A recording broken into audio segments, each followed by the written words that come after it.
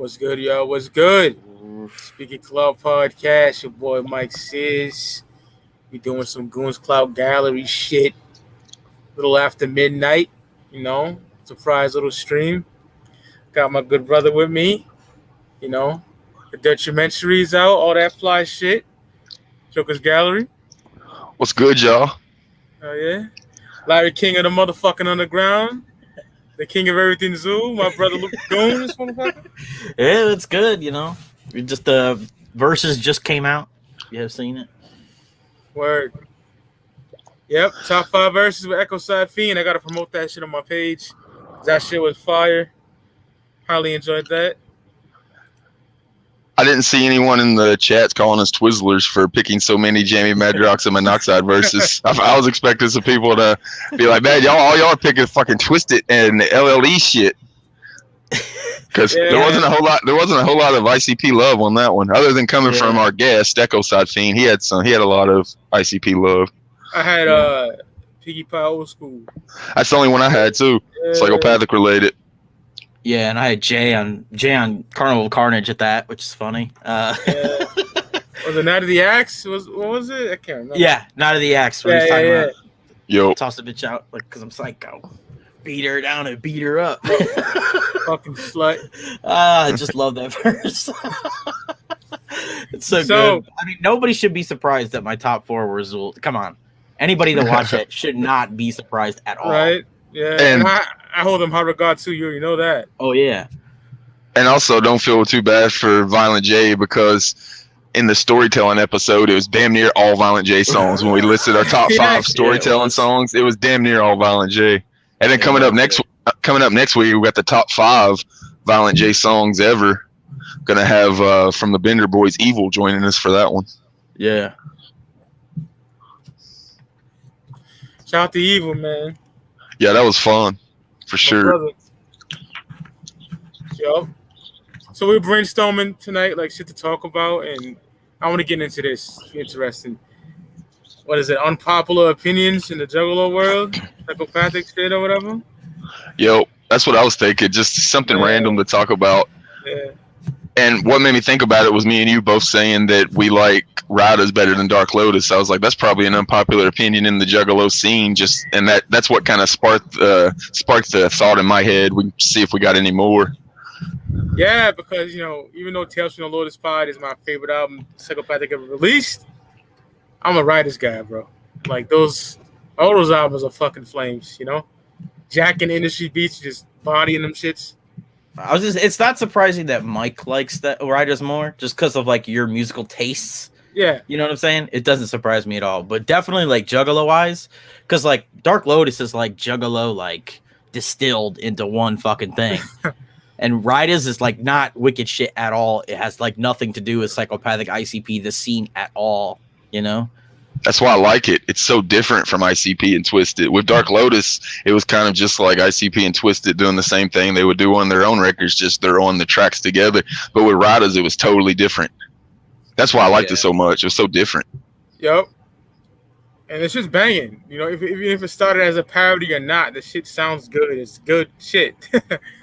It was always dope getting the Rida albums and trying to figure out which beats they jack for each song and shit. Yeah. I remember marking the fuck out because one of my songs I listened to in 96, 97 was Street Dreams by Nas, and they had that on Dump. And as soon as I just heard the beat, I knew I was gonna like the song just from the fucking beat. And it was Skrilla Farilla, I do believe is the name of the song. Yeah, Skrilla Farilla. Love that fucking song. I love that whole album. Little off topic, but kind of since my nigga mentioned Nas, man. Saturday, Nas, it was written album review, man. 25-year anniversary. So my favorite Nas album. It's in my top 5 albums of all time. Period. So that's my favorite Nas album as well. Fire. Hell yeah, man. What's so funny about that is like this is totally off topic, but like on YouTube for whatever reason, random reason, I was recommended a video where they announced Tupac's death at a Nas concert, and it was like the dude from what was the dude's name? I don't know, but he came out, and it was like everybody was like fucking quiet. You know what I mean? They had a moment of silence. It was fucking like it was wild, man. Yeah, Nas did announce Pac's death at his concert. Yeah, He's rocking like the red Yeah, the red. Fire and shit. Yeah. She was wild, man. That's way off topic though. But on topic, one of mine related to Riders is probably it's untopic Juggalo opinion is that I actually like the new Riders album, the MNE Riders. Yeah, I never even listened to it, and I never will. I think it's dope. I mean, the main reason why I wasn't excited for it at all, and I've talked about this before when we did streams early before it came out, and then I heard it, and I was like, it was pretty dope. Like hearing the boys on it too, like hearing like Bill and Joe and Lee all spit like that's like right up Lee's alley. You know what I mean? Like just spitting like that kind of shit. So it was really dope to hear him on that. I enjoyed the album. It was arguably, as far as audio wise, it might be the best Riders album just because everybody's fucking advanced so far along in their rap skills since the last Riders album from Psychopathic Riders. But my unpopular Juggalo opinion on that one would be that I don't like that Axe is on it. I wanted to keep Axe a separate unity totally and keep them dark and mysterious and never stray from that. So that would be my unpopular opinion is whenever I found out that Ala Zulu was on there, which is, I fucking love those fucking dudes. But whenever I found out they were on there, I was like, man, I don't think I want them on there. I'd rather keep the mysterious kind of aura around them. Yeah. They're too fucking crazy. They're too fucking crazy to be with everybody else. That would have been dope. Yeah. It fits with Riders though, because you look back at ICP back then, and then they're doing gangsta shit. Like, what the fuck? Same with Twisted. We're used to it now, but back then it was like, what?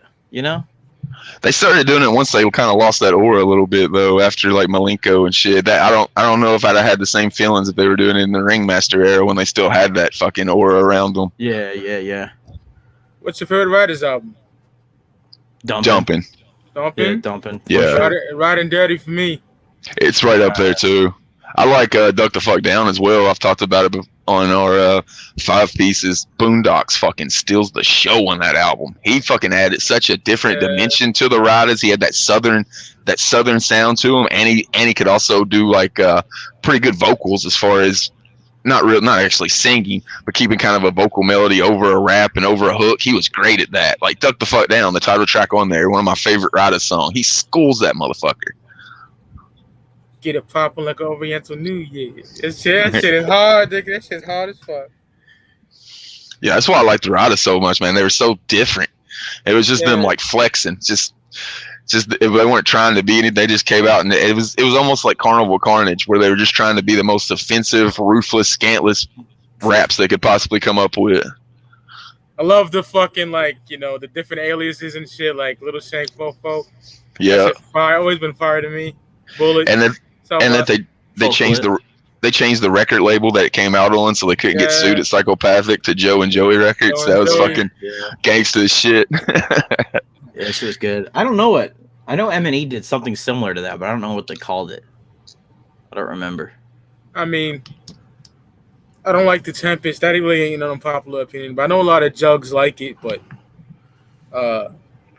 so I don't get thinking no more unpopular opinion. My major unpopular opinion, and I'm saying it's probably like the most unpopular opinion that anybody could really have, is I've said this before. I fucking hate Whoop Whoop. I think it's so I cannot stand Whoop Whoop. I hate it. It's just I don't know, bro. It's so stupid. Like if you go outside of the Juggalo world and you hear people say whoop whoop, like what the fuck is that? Like I just can't stand it. I think it's so dumb. I think like when that became popular was like when I started to like phase out. So like it became popular in the Cave and Rock era. Cave and Rock gathering of the Juggalo era. I don't know. I love this shit. But I understand why, because if you see a nigga in the mall, it's a whoop whoop. Like, you got to do it right back. It's like you got to do it back, right? I never do it back. I never do it back. I've been at shows and somebody like walk by whoop whoop, and I go, hey.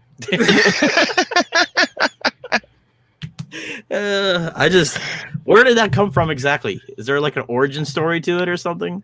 That's some blood shit though. Yeah, you know yeah, for sure. I've heard like people warned Juggalos when they were doing that shit on the West Coast. They were doing like a Las Vegas fucking Juggalo day or something, and they was like, "You better watch it on the West Side, man. Whenever you fucking start screaming whoop whoop out there, you might upset some fucking gang members." But I mean, I'm guessing it came from like just ICP saying it all the time, like in Super Bowls, whoop whoop. Yep. Tunnel of Love is the first time I heard it, I believe. That's the first time I can think of it, like being like spotlighted. They might have mentioned it in a rap or mentioned it in an interview or something, but the first time it really stood out to me was probably like Tunnel of Love. And I always thought that shit sounded hard, like in on Hound Dogs when Jay's ripping it. They go whoop whoop whoop, but that's just fire to me. I don't know.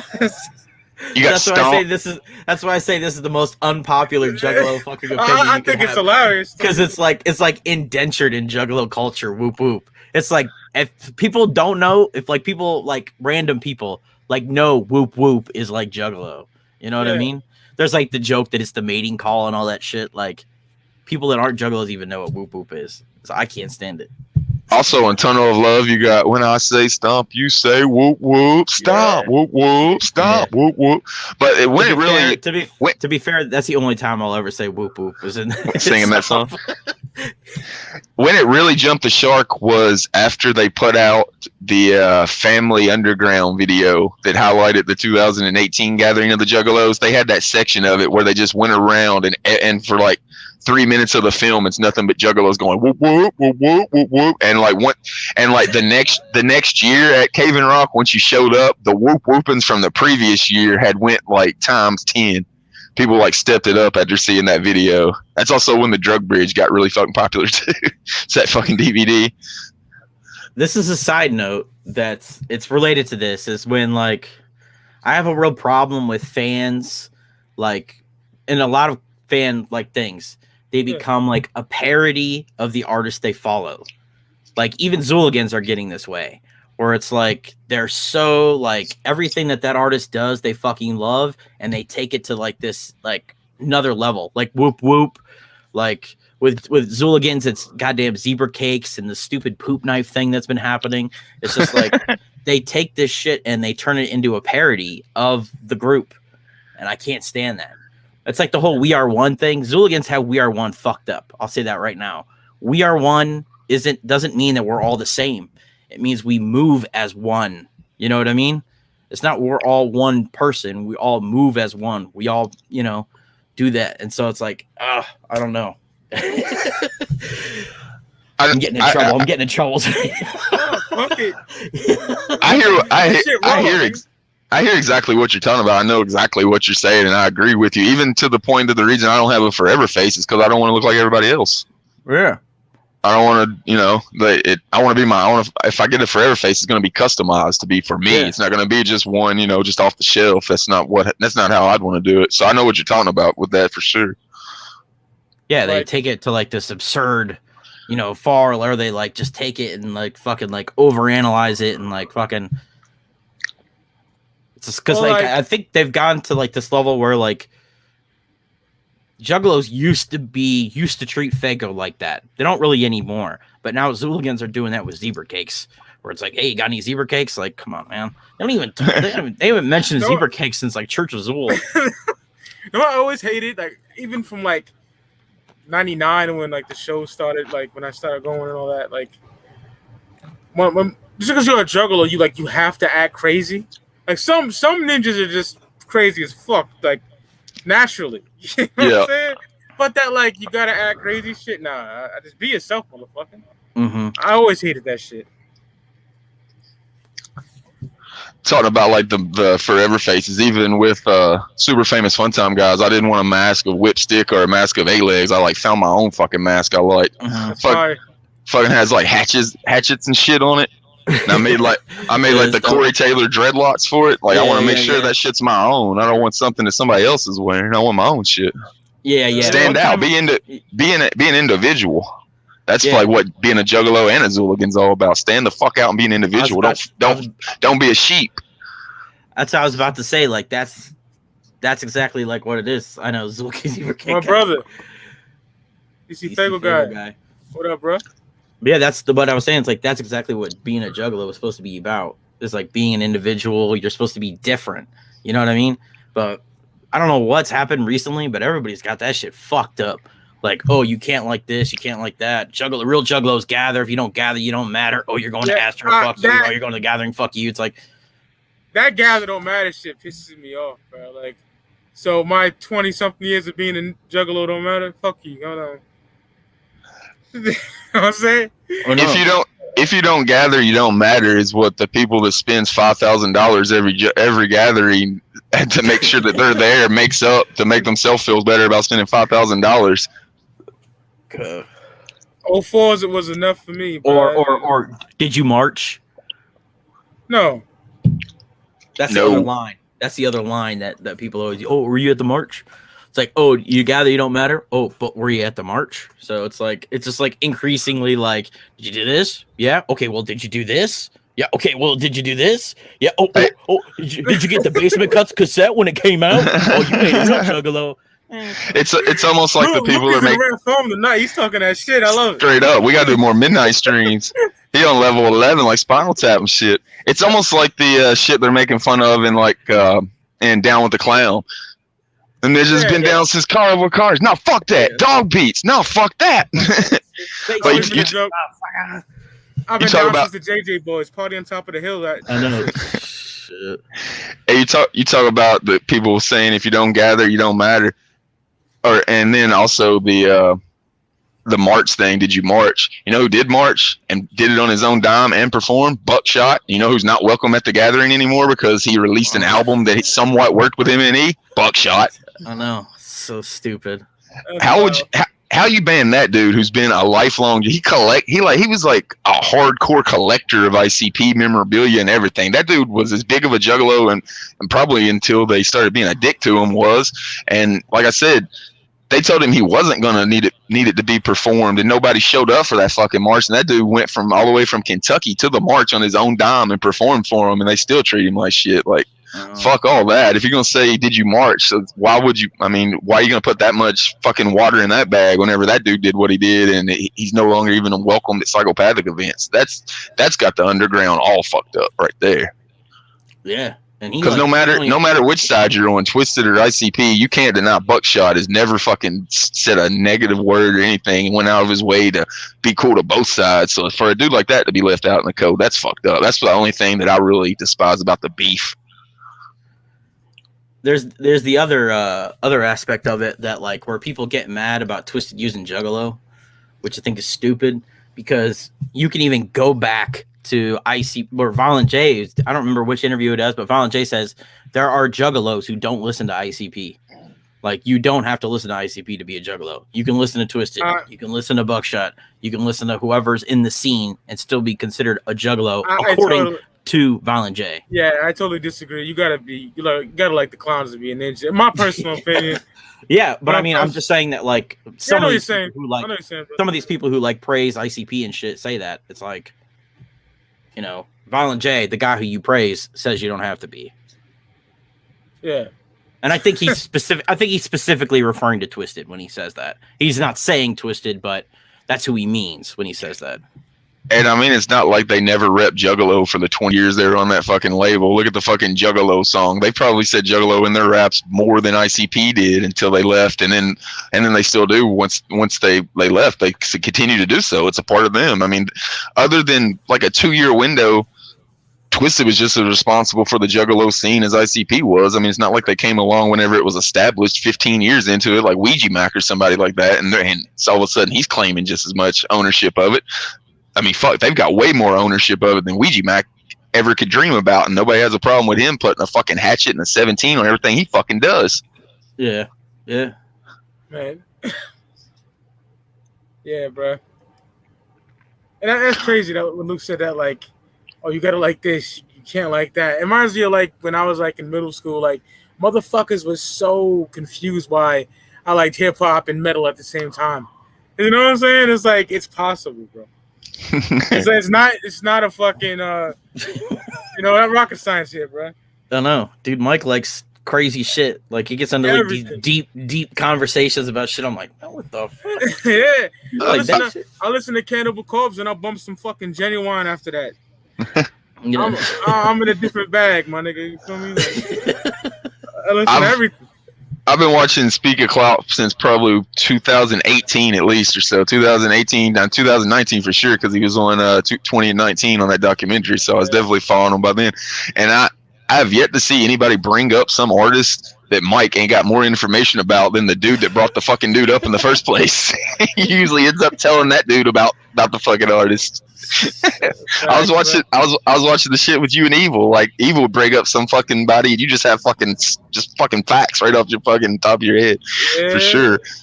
Yeah, you like a walking encyclopedia of fucking everything musical. I appreciate that, brother. Hell yeah, man. And I'm the same way, but you're like times 10. Like I grew up the same way, man. I was listening to Metallica the same time I was listening to Snoop Dogg. But like, but like, I don't have the variety. Like I keep mine to like 100. You keep yours to like fucking 10,000. No, it's funny. I realized this the other day. This is gonna sound weird, and you guys might be able to relate. But like, because I think you guys grew up around the same time. Like growing up, I never listened to like full albums. Like at first, like when I was young, and like because you were just listening to like MTV, the singles. The radio. Yeah, the singles, MTV and the radio. That's all you were hearing. So I kind of realized the other day, the first album that I listened to from front to back, at least I think probably, was Riddlebox. Like, because that was when I first heard that music. I was like, oh shit, like I gotta hear this. You know what I mean? So I know Riddlebox is the first CD I ever bought. Like first full album I ever bought. I remember back in the day when I'm like 11 and 12, and I'm buying CDs for the singles that I've heard on the radio or MTV. I remember buying like Def Leppard, Adrenalize, the one that had like Let's Get Rocked on it, because I've seen that video. Fucking Crisscross back in the day. But then I move on to like Nirvana coming out with Nevermind, and Metallica's The Black Album. Those are the two albums that I first like was like, damn, it's not just the singles that are good on albums. The whole fucking album's good. Why isn't everybody else's album this fucking good? Yeah. I love the Black Album. That gets too much fucking hate. Yeah, that could be an unpopular metalhead, is that I fucking love the Black Album. So do I. Absolutely. My Friend in Misery.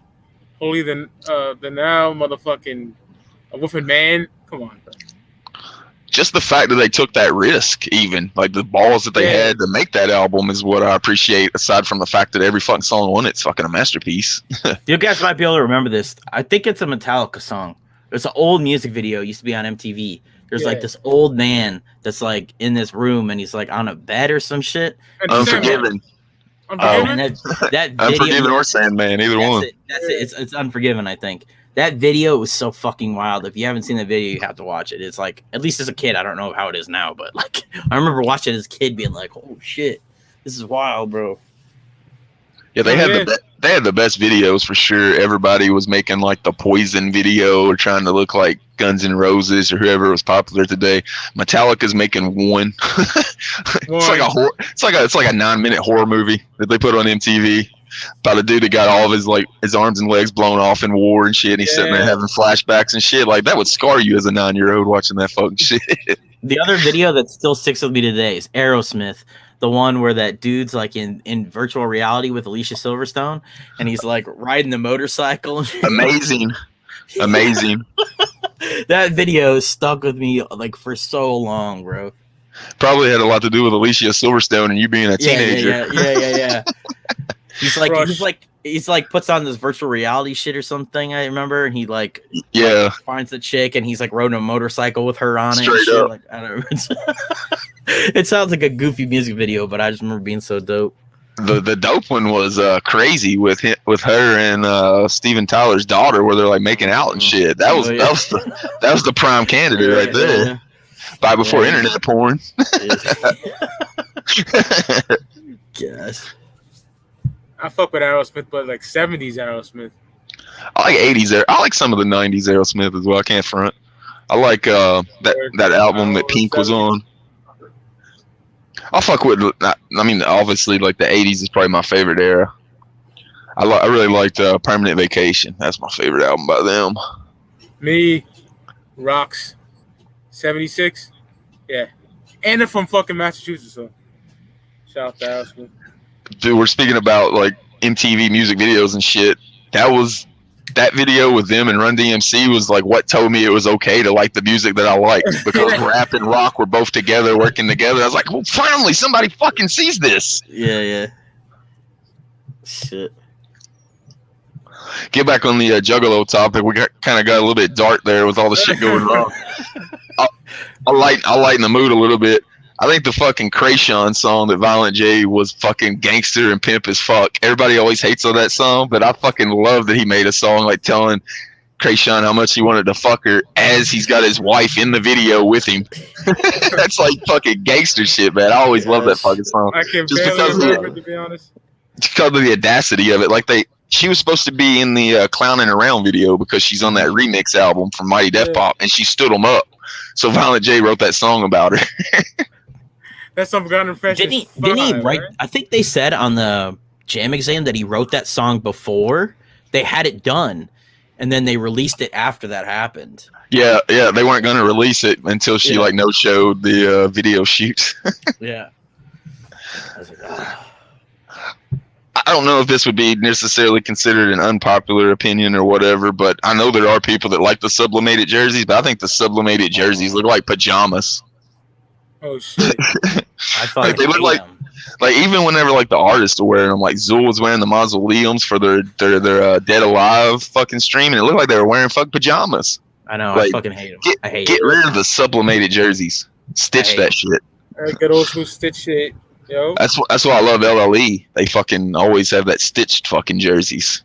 Yeah, I think they're the same. I think they're the same way. I think they hate sublimated as well. It's just like the sublimate is like an MNE thing that MNE loves to fucking do. Like I don't think I've ever seen Psychopathic do a sublimated jersey. Maybe I'm wrong, but I don't think I've ever seen one. I'm not sure. I don't think I ever have. Maybe. I mean, it's possible, but I've never seen one. I don't recall seeing one now. Yeah, but MNE loves to fucking do those, and I hate them. Yeah, I can't stand the whole look of them. It, like I said, it looks like you're wearing a fucking pajama top. Another one, kind of gathering season. One that I'm sure is an unpopular opinion. I think the gathering of the Juggalos was better inside. Like I said, I'm not a dude that likes the heat. I'm not a dude that likes to drink all day or drug up all day. Like the gathering I went to in 2000 was the way I'd like my gatherings to be. You go inside, it's air conditioned. You go outside at nighttime for 2 hours of concert, and you go home and fucking chill. Yeah, the first one you were at, man, that's legendary shit right there. Yeah, I was at the first one in Nova when nobody knew what the fuck was gonna happen. Yeah, I think that I do think that's unpopular because I think a lot of people that go to the gathering like that like lawlessness that they get when it's outside, because you're not going to get that in a place. You're just not going to happen. For sure. But for me, all I do is smoke weed. So in Michigan, I'm good anywhere. Yeah, it would actually appease me for dudes to not be walking around coked or methed or drunked out of their mind for 3 days in the heat. I would much rather be in that crowd. Yeah, what's funny is just been smoking all weekend. Twisted talked about that with Astro when I was at Astro 3, and they did like the very final thing. They announced the next one, and they were like, people were like, "Oh, we need a bigger venue," and they're like, this venue they let you smoke. You know what I mean? They don't get on you about shit. So we don't want to move it somewhere else where they're gonna fuck with you guys. You know what I'm saying? I was like, I respect that. Now they're going to a new location, so we'll see how that goes. But yeah, I think the regular gathering crowd, and I think some of those people that go to the gathering now, they just like to rough it. Like they just like that like delirious like family experience. You know what I'm saying? Yeah, for sure. The biggest problem I have is just people that wow out the entire time, and by day 3 they're fucking walking zombies. Like this is not the like I talked about. I went to the first gathering, and the only thing people was doing there was drinking and smoking weed. Now you got like the nitrous tanks and I think there's been a heroin overdose at a gathering. Even like that type of shit, just not that's not my scene. That's not the shit I joined up for. That's why I said I hope the Dark Carnival Game Con come back, because that reminded me of the first gathering. I've heard some crazy conspiracy theories about the gathering. That like every gathering, I've heard crazy conspiracy theories about the gathering. That like every gathering, people disappear. Nobody knows what happens to them. I've heard that shit. I don't know whether that's true or not. I've heard people have been like killed at the gathering. Apparently one person was, but I've heard people have been like killed at the gathering, and like some people think the gathering is a front for like trafficking and shit. Like I've heard wild shit. I'm not saying that this shit's true, but this is like conspiracy theory type crazy shit. I'm like, damn. I mean, I don't know. I mean, it's not the best of looks to have Daddy X, or not Daddy X, but Daddy Longlegs from Wolfpack at your fucking gathering every time. That dude's a known fucking trafficker. Oh, really? Like, Wow. yeah, like Wolfpack girls have like, you know, fucking aired his ass out, and he was still getting invited. I don't know if they're still getting invited. I don't know if somebody finally put that in front of Psychopathic's face enough to where they brought in Gary Busey instead, but I don't think that's a whole lot of difference there either. Weird looking motherfucker. Yeah. Dirty ass dreads. Fuck out of here. With a bunch of like drugged out like 19-year-olds. Not even hot either. Like, yeah, kick that whole scene out of the gathering, man, and then maybe I'd think about coming back. But that whole scene, man, that's just not nothing I want to be associated with. Which is probably unpopular as well. Oh, definitely. Because the drug bridge, like, people love the fuck out of the drug bridge. Some of the best music documentaries, right? That was another brainstorm idea. Man, my favorite of all time, hands fucking down, is Metallica, a year and a half in the life of. Easily. Then second, probably Shockumentary. Definitely. And then, this is probably unpopular opinion because everyone fucking hates them. The Beatles anthology, man. I love that shit. It's great. See, I've never even heard of a good Beatles documentary. Is it like something on YouTube or something you gotta buy from them? Probably gotta buy that shit. It's like, I'm not a fan of like, you know, She Loves You, yeah bullshit. I'm all about 65 to 70 when they were doing drugs. You know what I mean? Yeah, for sure. Yeah, Maxwell Silverhammer is the original horrorcore song. Yeah, Abbey Road, man. I love that shit. I'm not big on the Beatles. Definitely Maxwell Silverhammer is the one that I'm going to and jamming. I like Oasis better than the Beatles. Oh, really? Yeah. Damn, nigga. Straight up. I like definitely maybe in what's the story, Morning Glory, whatever the fuck. Yo.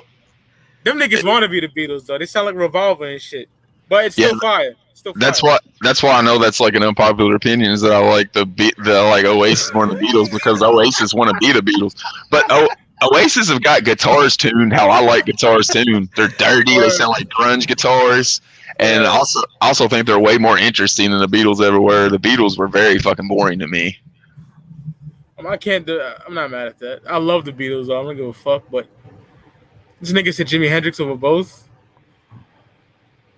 I love Hendrix though.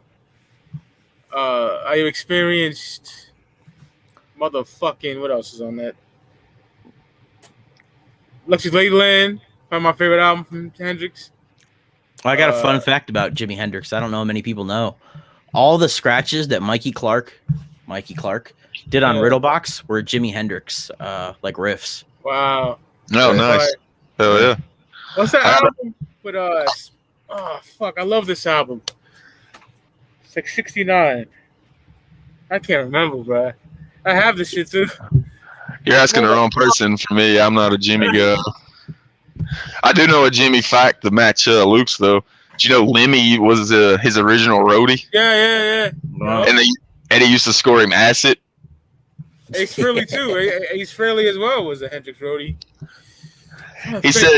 He said that he would buy. Well, Lemmy's talking about it.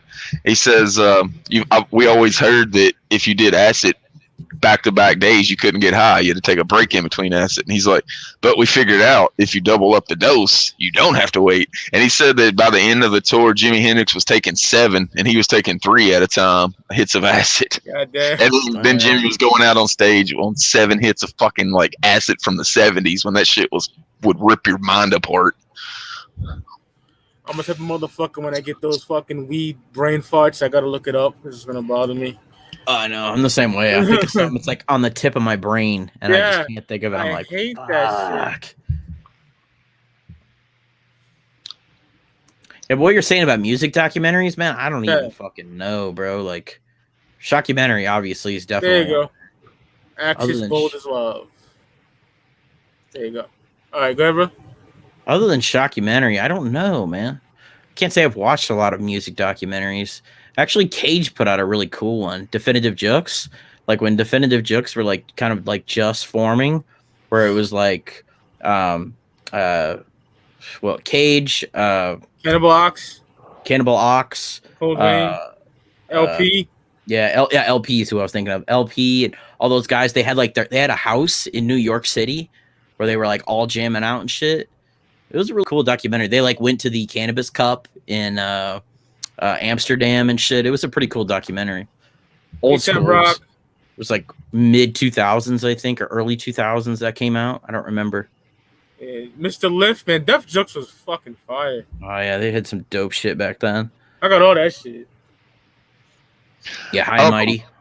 Oh, the Rough Rider Chronicles was super dope. That BET did. Those fucking BET documentaries are the best. That's the best Death Row documentary. That's the best fucking No Limit shit I've seen. Yeah, No Limit was really good too. Yeah, Rough Rider shit was fire, bro. Hey Mike, didn't you mention a Wu-Tang documentary you thought was really fun? It's my favorite documentary of all time. Like rap wise, of Mice and Men. Mice and Men, yeah. It's that like was dope. 8 hours long or some shit. Literally, it's like a series. Yeah. Fucking amazing. Yeah, Mike's a big fan. Mike's a big fan of A Family Underground, right, Mike? Nah, fuck that DVD. I sold that shit. They know why. Niggas know why. Yeah. I'm a petty motherfucker, bro. It was so funny what I was talking about. I was like, somebody was talking about this. Like, that was me. Yeah. Shit. One of the reasons why I was doing a lot of my YouTube shit, like the Forever Face shit, and this is like something I would love to see one day, is a Zool documentary. Like something that like followed them from like the formation with Joe, and then how they brought in Carver, and then like how they signed the Fun Time guys. Like eventually one day I hope that happens, and get Tom Martino interviews with Tom and shit. Like I'd really love to see that. Get Rick Mole in there to talk about everything that in the process and all that shit. It'd be so cool. Yeah, that'd be dope for sure. Talk about Lemmy. I think the Lemmy documentary made by Dave Grohl was probably the most in-depth documentary I've ever seen. Even if you're not a fan of Motorhead, like you'll end up loving Lemmy by the end of that fucking thing, just of how fucking cool that dude was to be like a legendary rock star and still hanging out at the Rainbow, talking to every fan that wanted to come up and talk to him. Probably offering them drugs and Jack Daniels as well. How do you make a baby float? 2 scoops of ice cream, 1 scoop of dead baby. that frog joke. Oh man, then I gave it to my gardener because he killed my frog. Oh man, hilarious.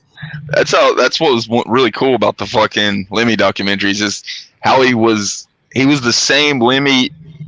Even if the camera wasn't there, you were still getting the same Lemmy that you were going to get, regardless if the camera was there or not. You were still getting that same dude. He's sitting there like, he's old as fuck, sitting there with no shirt, his hair all fucked up, playing fucking PlayStation, fucking eating like fried potatoes that he just fried. Fucking, he just smoking a cigarette, like. Nope. Just not giving a fuck, man. Like that dude's a rock star. Like you gotta salute that dude. He lived his life like a fucking rock star. I love Motorhead, bro, especially the OG lineup. That's my shit. Yep, and UFCD this Saturday. You'll see. And it's gonna be the Almighty versus Necronomicron 2. Special guest.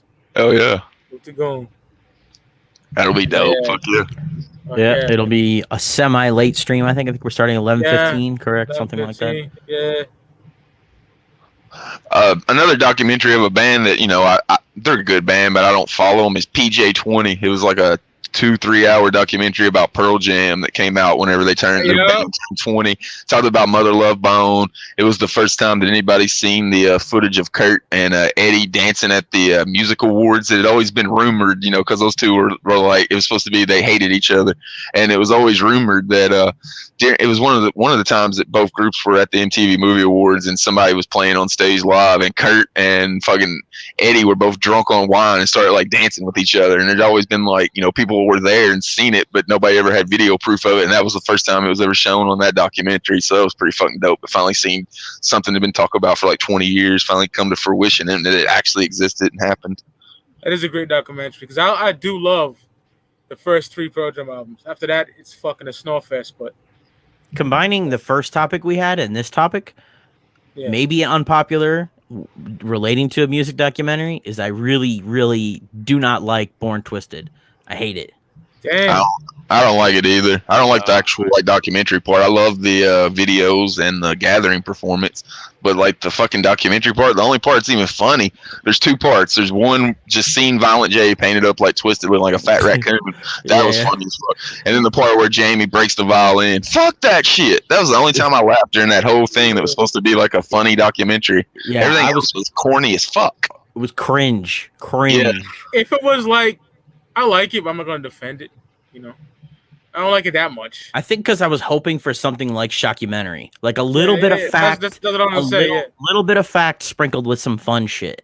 But it's like it's just fabricated. There's like nothing in it that's really like real. Yeah, like they rode from a box in England or something in the mail, or they rode across the fucking ocean in fucking a shipping cargo. It's like, where the fuck did this come from? Like, who the fuck wants to hear this either?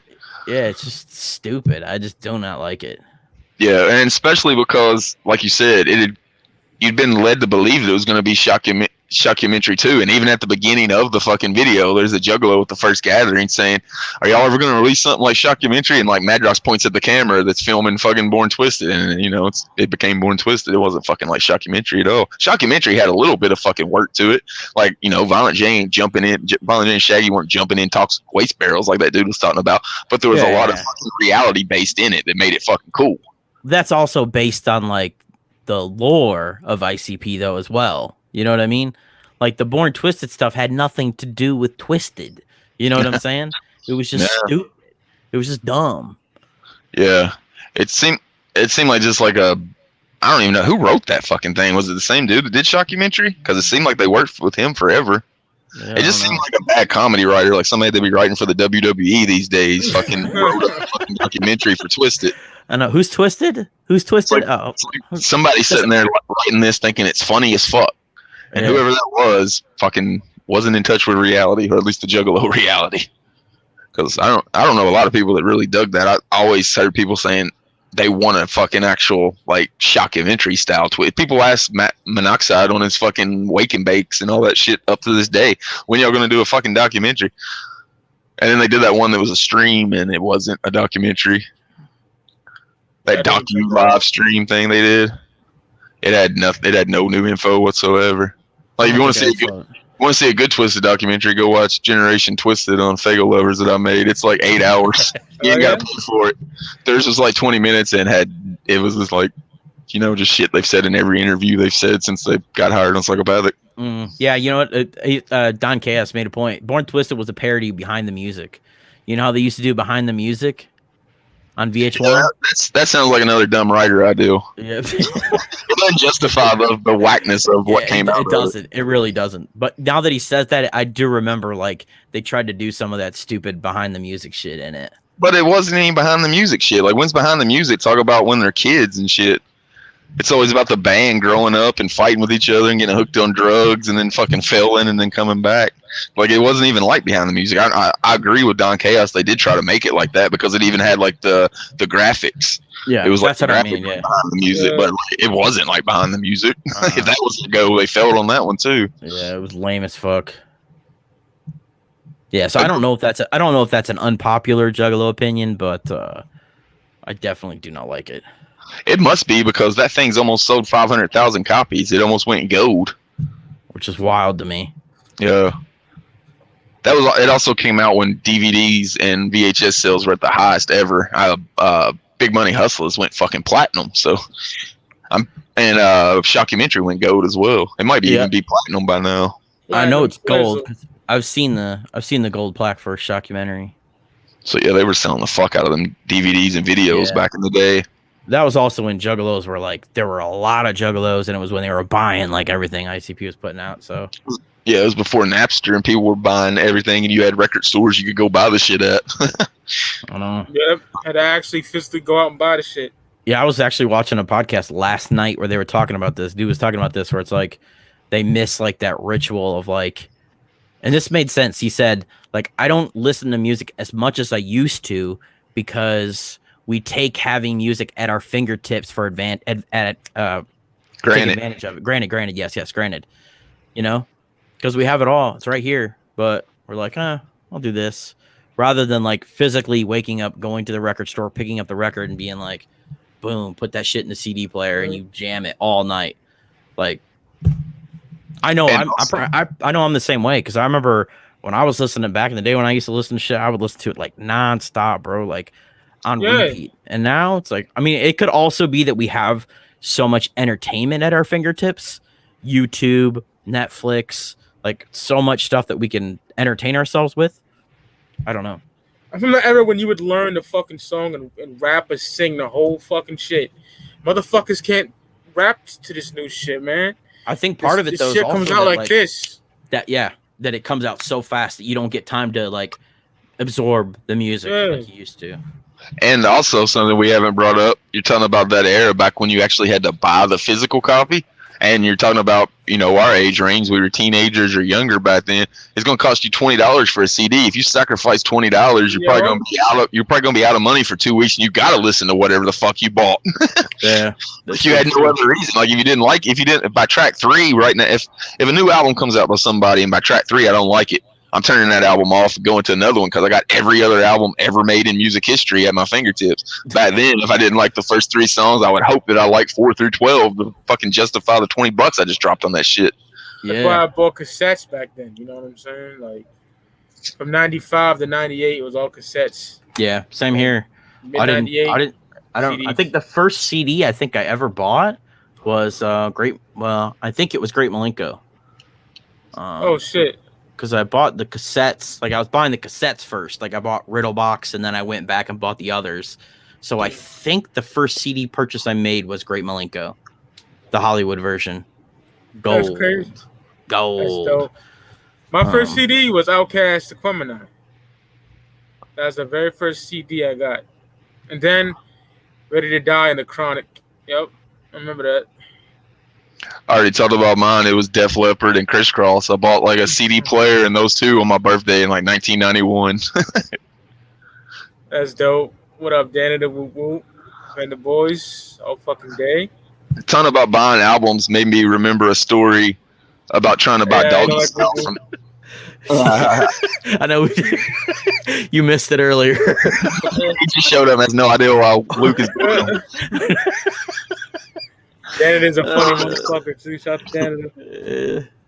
But talking about buying CDs, I was trying to buy Doggy Style from like Waxworks. Is just a local record label or local record store here. And when did it come out, Mike? 92, 93? 93 on my birthday, man. Oh shit, hell yeah! November 23rd, yeah. So I was 12, so I can't buy that fucking thing because it's got a parental advisory thing on it. But what I did is they also sold like they rented VHSs and shit. So I got my grandpa. I said, just like whenever you rent a VHS, you got to be over 21. Now you got to do that for CDs. So I had my grandpa, who was like 65-year-old dude from Kentucky, who had never heard of rap or Snoop Dogg, especially, buy my fucking Doggy Style fucking album. And then when we got home, my mom was like, "Man, he just made that shit up."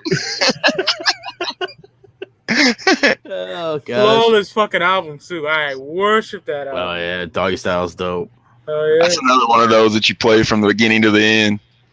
No skippers on that one. Oh yeah. G's up, hoes down, man. The OG version got that. That's my joint right there. Yep, I still got the CD that's got that. I don't have the cover to it, but I still got the fucking CD to where I can listen to that track just because of that. Fuck yeah. Speaking of Doggy Style, kind of makes me think of it. I don't know if you can call it a documentary or not, but the Up in Smoke Tour 2000 video that they put out, because they do have clips in between of like interviews and shit, so you might be able to technically call it a documentary. I love that fucking DVD, man. That was one of the best put together. I'll watch that right now. but the 15-year-old me, when M brought out the fucking blow up dolls of Jay and Shaggy, I said, "Fuck you." I was pissed. But I love them still at the same time. But you know, you got to keep that a secret. Juggalos back then, bro. Come on. Yeah, bro. I remember when that shit was going on. Like I was still wearing my ICP shirts every day. So I remember when that shit dropped, and I like was wearing that shirt to school like the next day, and I was like, man, I hope nobody says nothing to me. I was like nervous. I was like, no, don't say nothing, bro. Because everybody's gonna hear M. Everybody's gonna hear M. Nobody's gonna hear Slim Anus or any of the other disses that they made. You know? Dang. What up, Licks? Except Eminem, who a DJ played it for him while he was on a radio interview and pissed him the fuck off. Is there audio of that ICP somewhere? by my CD. I don't think I've ever seen that. There's audio. There used to be audio back in the day. That's when he was still like supporting ICP. Like the dude's like talking about ICP, and he's like, "Yeah, they're from Detroit and shit like that." And he's like, "Have you heard Slim Anus?" He plays fucking Slim Anus. I thought it was Mancow, but I might be mistaken on who it was. It was just one of those dick fucking shock jocks. It probably could have been Mancow because they had that beef with Mancow. ICP was in the right, man. You don't put maybe ICP maybe. You know, fuck that shit, man. So fuck your flyer, nigga. You know? I always thought that way. ICP was in the right, man. Yeah, like for sure. And then that's that story, and Eminem's had to hear that story, and he's never tried to like say that story was factually wrong or anything like that. You know, he's heard Jay say that. Jay said that in fucking 15 interviews, and I've never heard Eminem like say that was false or anything. It's kind of just like he shut his mouth because he's afraid Jay will fucking produce that flyer, and juggalos have produced that flyer. Oh shit! Misery was there. Misery was rolling with Jay when that happened. Oh shit! Oh yeah. It's Behind the Pain, I believe. Since with Misery. Another unpopular opinion, man. Parallel Easler is a classic, bro. Like, a lot of juggalos don't talk about that. That's a great EP. Imagine if the album came out though. Yeah, I love that EP. Oh yeah. Fucking Stimulated Dome's one of the best like pop songs ever. Yes. Like, love that shit. Boom bap shit.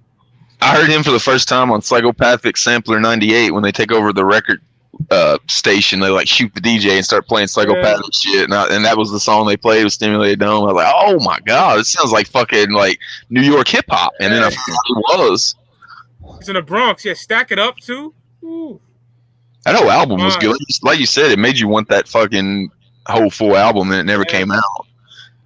And that one they tried to pass off as old was not fucking. No. Everybody tries to do that. It's like, man, you can't do that with juggalos. I've Twisted tried to do that with the what is it? Somebody dissing you, fucking extra verse or something. They try to say it was old. I hate that. Or no, how's it feel? How's it feel? They tried to say that it was an old verse, and it sounded mad like new Monoxide, like post 2012 Monoxide. On that whack ass continuation of life, whatever the fuck. That's an awesome title of Life's Whatever. They say the official title is The Evolution of Life's question marks. Yeah, is actually the title, and I'm like, why isn't that just questions? Like so stupid.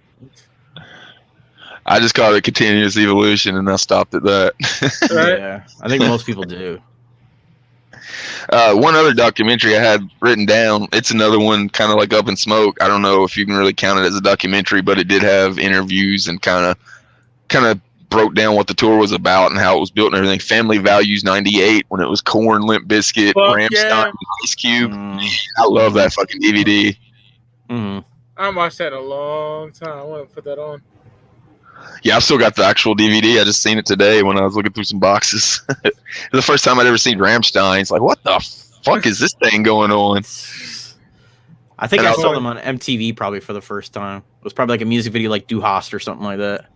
Du Hast. They were way crazier in concert and shit. Like, than they were able to be on video. So seeing like them in concert fucking throwing fire and fucking dude whips his dick out and starts fucking jizzing all over the entire crowd for like 15 minutes.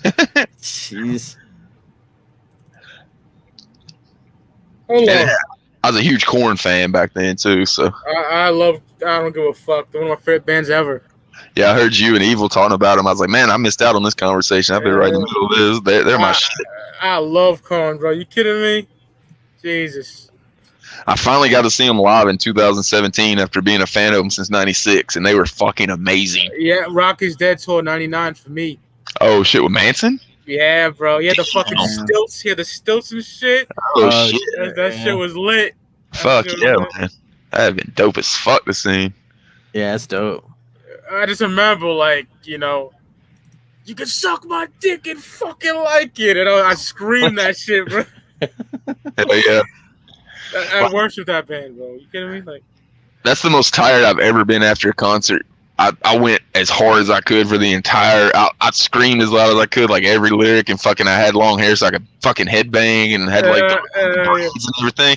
And like after it was Disturbed playing after them, and I literally just went to the middle of the yard and like crashed out and couldn't move like a dude who's been drinking all day, like out in the heat. And like Slipknot was after Disturbed, so I had to fucking prepare myself for Slipknot next. Oh, I always saw, man. 01, I think it was Edema open for them. You know, a little shitty new metal band. That was I think that was Jonathan Davis's brother's little brother's band. Yep. Random ass. That shit was violent. That shit was violent. Man. Yeah. Slipknot in 2017 were still just as violent. That crowd was fucking crazy, and it was right after Corey Taylor had neck surgery. So whenever they're doing the part and fucking Spit It Out where everybody ducks down and shit, yeah. Corey's got everybody down. He's like, I had a broken fucking neck and went through neck fucking surgery to be here tonight on this fucking stage. And the doctor told me I can fucking only jump one time, and I saved it right now. So whenever I hit this fucking note, I want everybody in the crowd to jump. And whenever he fucking said that, like everybody that wasn't crouched down, like started crouching down. It went from like 2,000 people to like all 15,000 people crouched down. And then as soon as he fucking hit that shit, it just fucking erupted. It was fucking dope as shit. That's dope. One of my favorite memories from a concert was Pantera revamping the Steel Tour. Unfortunately, Power Man 5000 opened. I didn't get Morbid Angel like everyone else did. But when it ended, Phil was like, "Drink beer, smoke weed, eat pussy till your jaw breaks." I was like, classic. Power Man 5000's Rob Zombie's little brother's band. Yeah. Got all the brother band. Yeah. I'm not gonna lie, I like that Neckbone song. That shit hard. I fuck with that, but other than that, nah, I'm not a big fan. I like that Dudley song they had just because it was the Dudleys interesting.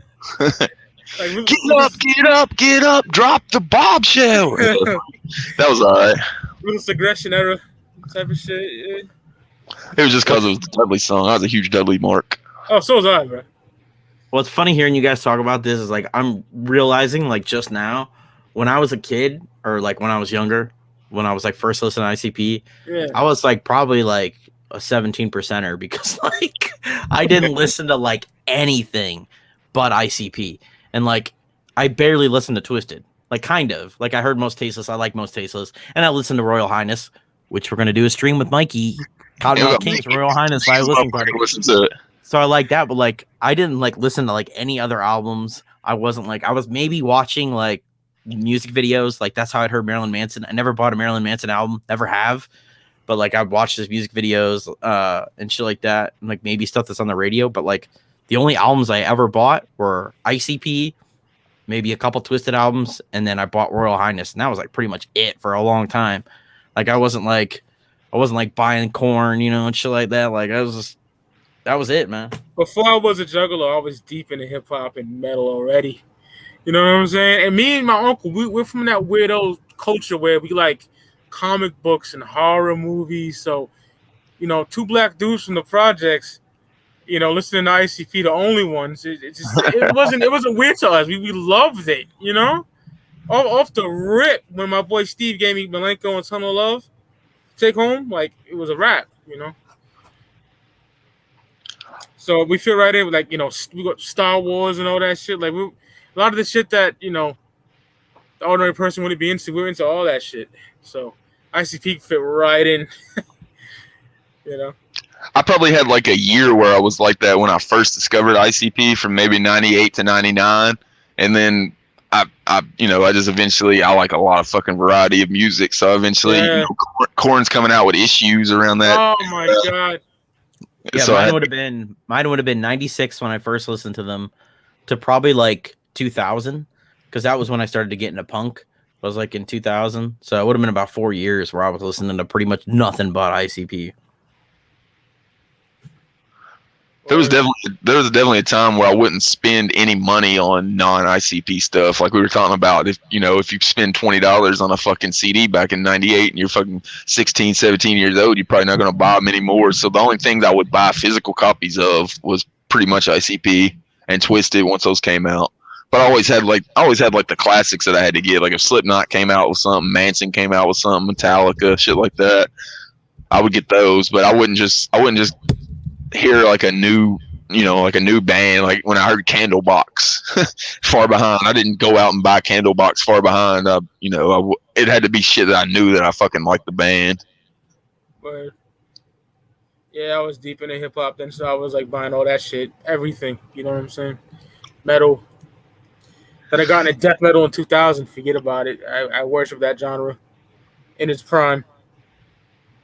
The biggest thing that allowed me to have a bunch of music was BMG and Columbia House. You could hustle the fuck out of them people. I got that whole collection of Wu-Tang's fucking solo albums, like Mobb Deep's first album, all that shit from Columbia House for free.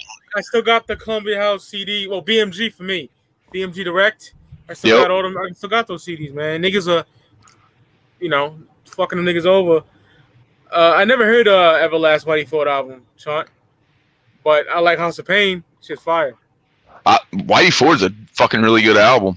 Yeah, never heard. I know what it's like, of course, but I never heard the album.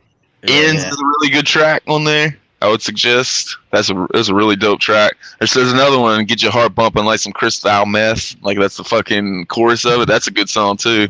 I'll check it out. It's a decent album. I mean, it's nothing it's nothing that's on like my top 10 or anything, but it's a good listen. Because I love Same As It Ever Was, man. That shit's fucking hard.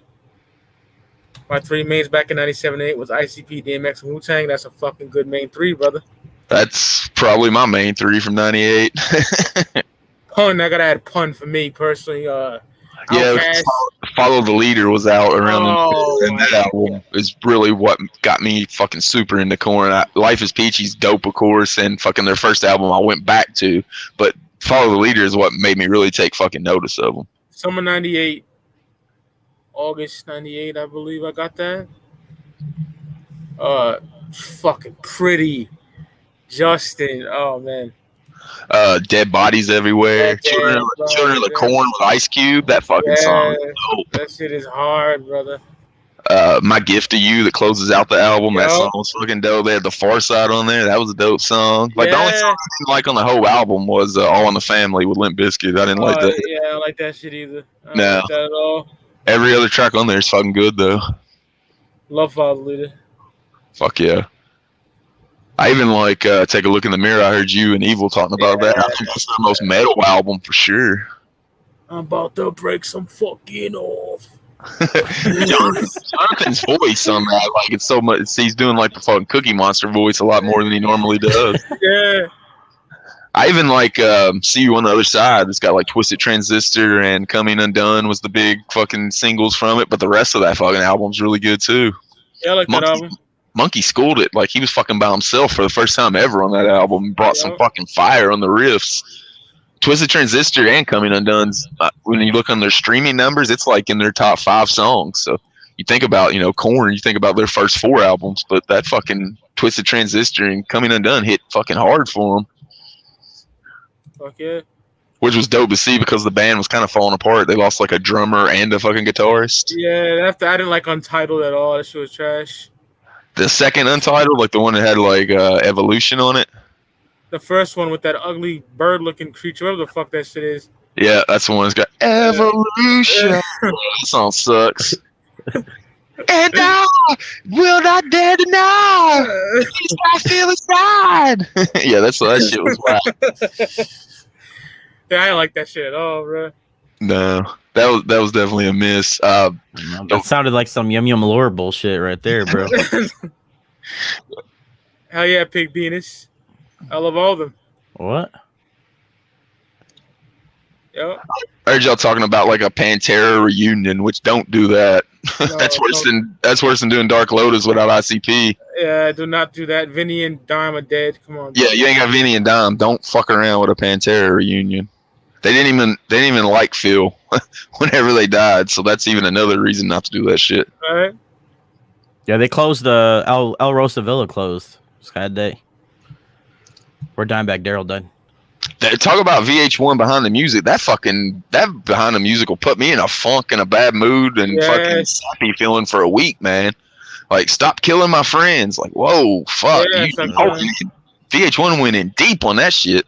Yeah. I'll never forget that day when I found out he passed, man. That fucked me up because that was our Eddie Van Halen, bro. That was our Randy Rhoads. He was a 90s guitar god, you know what I'm saying? And speaking of Eddie Van Halen, I always thought it was a cool story that he gave him. He put the yellow ribbon guitar in the casket with Dime. Yeah. For Van Halen too. And Vinny was from the cover that guitar, like it's with fucking Dime. And I remember Vinny saying, the one thing that made me smile about that whole thing is if you'd asked my brother when he was 12, would he die to get that fucking guitar, he would have signed his fucking life away in a second. And fucking Eddie fucking gave him that shit. So that's fucking super dope. Eddie seen cool shit on their documentary. Jerry's talking about how cool he was when they were on tour with them that first time. Like, they were broke musicians, and when they got off the road and Jerry came back to his friend's house he was staying with, his entire garage was filled with Eddie Van Halen signature series guitars and amps and boxes and shit. Yeah. Just a new fucking band they're touring with. Dude hooked him up with like $25,000 worth of fucking equipment. Fucking dope. Yeah, RP Eddie Van Halen, man. I worship Van Halen with David Lee Roth. Yeah, that's the era. Hagar's all right. There's some Hagar that's all right, just because Eddie's playing so good over it. Like you know, the music is so good that I'll listen to Van Hagar. But yeah, David Lee Roth's where it's at with Van David Lee Roth is like that dude you're gonna sniff coke with, you're gonna party with. Sammy Hagar's like your fucking dad. I can't stand Van Hagar. He gonna give you a lecture if you show up drunk. Tell you he's disappointed in you. He's not mad. I love Beastie Boys, man. I gotta go with Ill Communication, but I love Shake Your Head too. I go Ill Communication too. Yeah, it's a great album. Great album. Get It Together. Q-Tip killed that shit. Fuck the Beastie Boys and the Dalai Lama. It's funny that line got them like kicked off of the fucking promo company that got them all those AP magazine covers and all that shit all the shit that was happening around the Jekyll Brothers whenever like AP had that triple cover, and then Circus magazine and all those publications started like, actually printing about them. That was like that dirty, nasty little man that was getting all those connections and getting them in those magazines. And just because Violent J didn't want to change one lyric, he fucking told that dude to step, which is dope as fuck. Yeah. During the fucking photo shoot at Jekyll Brothers when they had the long nails and shit. Yeah, that's when he said they showed up and tried to get him to, change it. And that's back when Beastie wasn't doing something like that Maharishi bullshit. What the fuck they were doing? That was like intergalactic time, wasn't it? Hello Nasty, which is a banger. I love Beasties, man. I always have. Hello Nasty is one that I always seen in the Columbia House fucking catalog. Yeah, talking about it. See, we had Columbia House and BMG here, so we got to double up.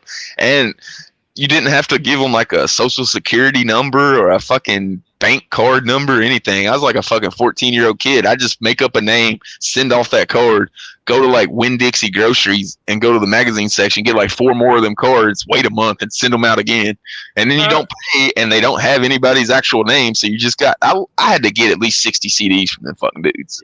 I started getting it in 96 and I asked my mom, I got tapes, like, can I get this? She's like, no. So I was like, all right, fuck it, I'll do it myself. Straight up. And I did it, Yeah, because I did that shit since like 2001. So shit like that, you know what I'm saying? Yeah, my parents is like, they're gonna charge you somehow. They wouldn't be in business if they didn't. And I was like, it's not my name. I have no credit card. I have no bank account. I'm fucking 13. How are they gonna charge me? And they never did. They just went out of business eventually, and I just ended up with 60 fucking dope ass CDs. That's how I got Spice One America's Nightmare. That's how I got mad shit, bro. I remember like all the big like pop bands from all the ads. They would always, because I had, I've got 4 accounts coming to this one house, so I'd get like 4 of the fucking like catalogs. It's always like Hootie and the Blowfish fucking Cracked Rear View fucking album was big back then. 16 Stones by Bush, like all those fucking pop albums. I just remember, I still know what those covers look like just from looking through fucking Columbia House so damn much. Oh yeah, you would check off the little box to what you wanted. I remember that shit, bro. And they'd send it back straight up. I never actually got them, but I remember like I would just check off the ones I want. I never actually sent it in, but I'm like, oh, that straight up. I think they had DVDs too. See, I wasn't around in the DVD era. Yeah, like early 2000s. I guess that's how I got Reservoir Dogs and. Damn, they had to lose money. I heard it was a deal with the record labels. Is why they did all that is because every album that BMG and Columbia House got, they weren't charged for. It was written off as promo, so they never had to pay for those albums. And right in the barcode, it would say too where the BMG Direct and all that stuff. That's what I was gonna say. Those albums now with those marked on it are worth more than like the ones that were in the stores because they're harder to find. They're rare. Yeah, I remember I bought Craig Mack Project Funk the World on Discogs, and the dude was like, I got it listed as BMG Direct, but it's not. Do you care? I'm like, no. Why would I give a fuck? Give me the damn CD. You know what I'm saying? Craig Mack is definitely one that one of the CDs that I ordered from BMG back in the day. The first Craig Mack. Baby 80 Air is so fucking hard. Yeah. Shout out to Easy Mo B on the production. I love that song. And then fucking Diddy found Biggie and just fucking dropped Craig Mack like he's a fucking bad habit. It's a funny interview. Go ahead, brother.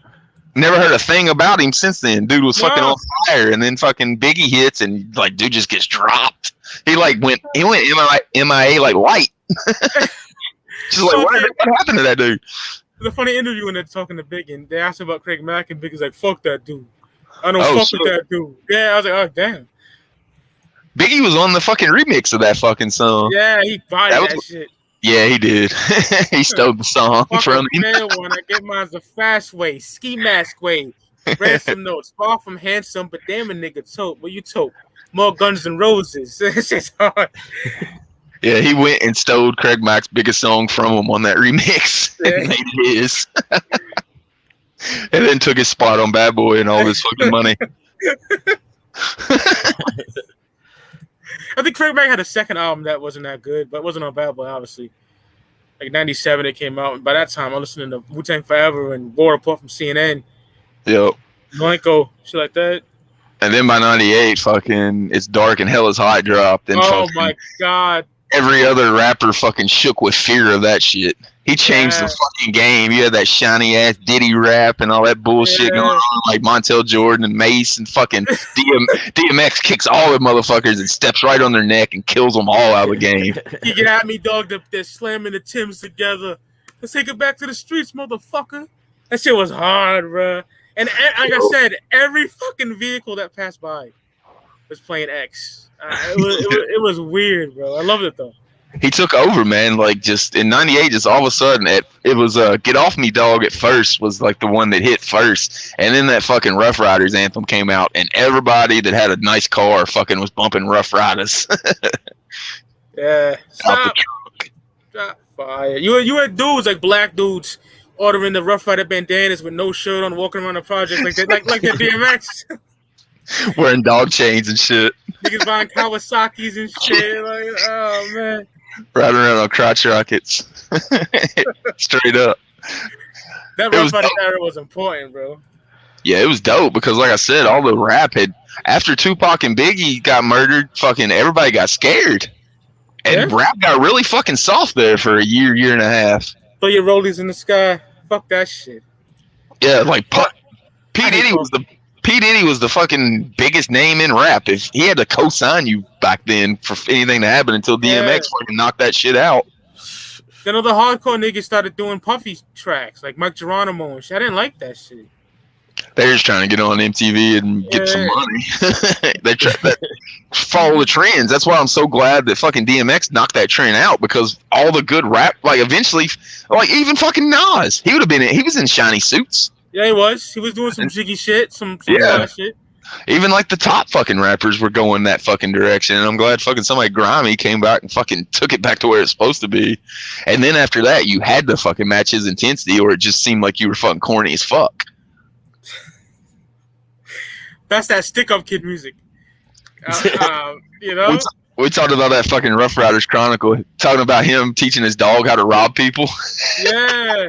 DMX is like, a fucking gun will miss. A dog keep going till he gets your ass.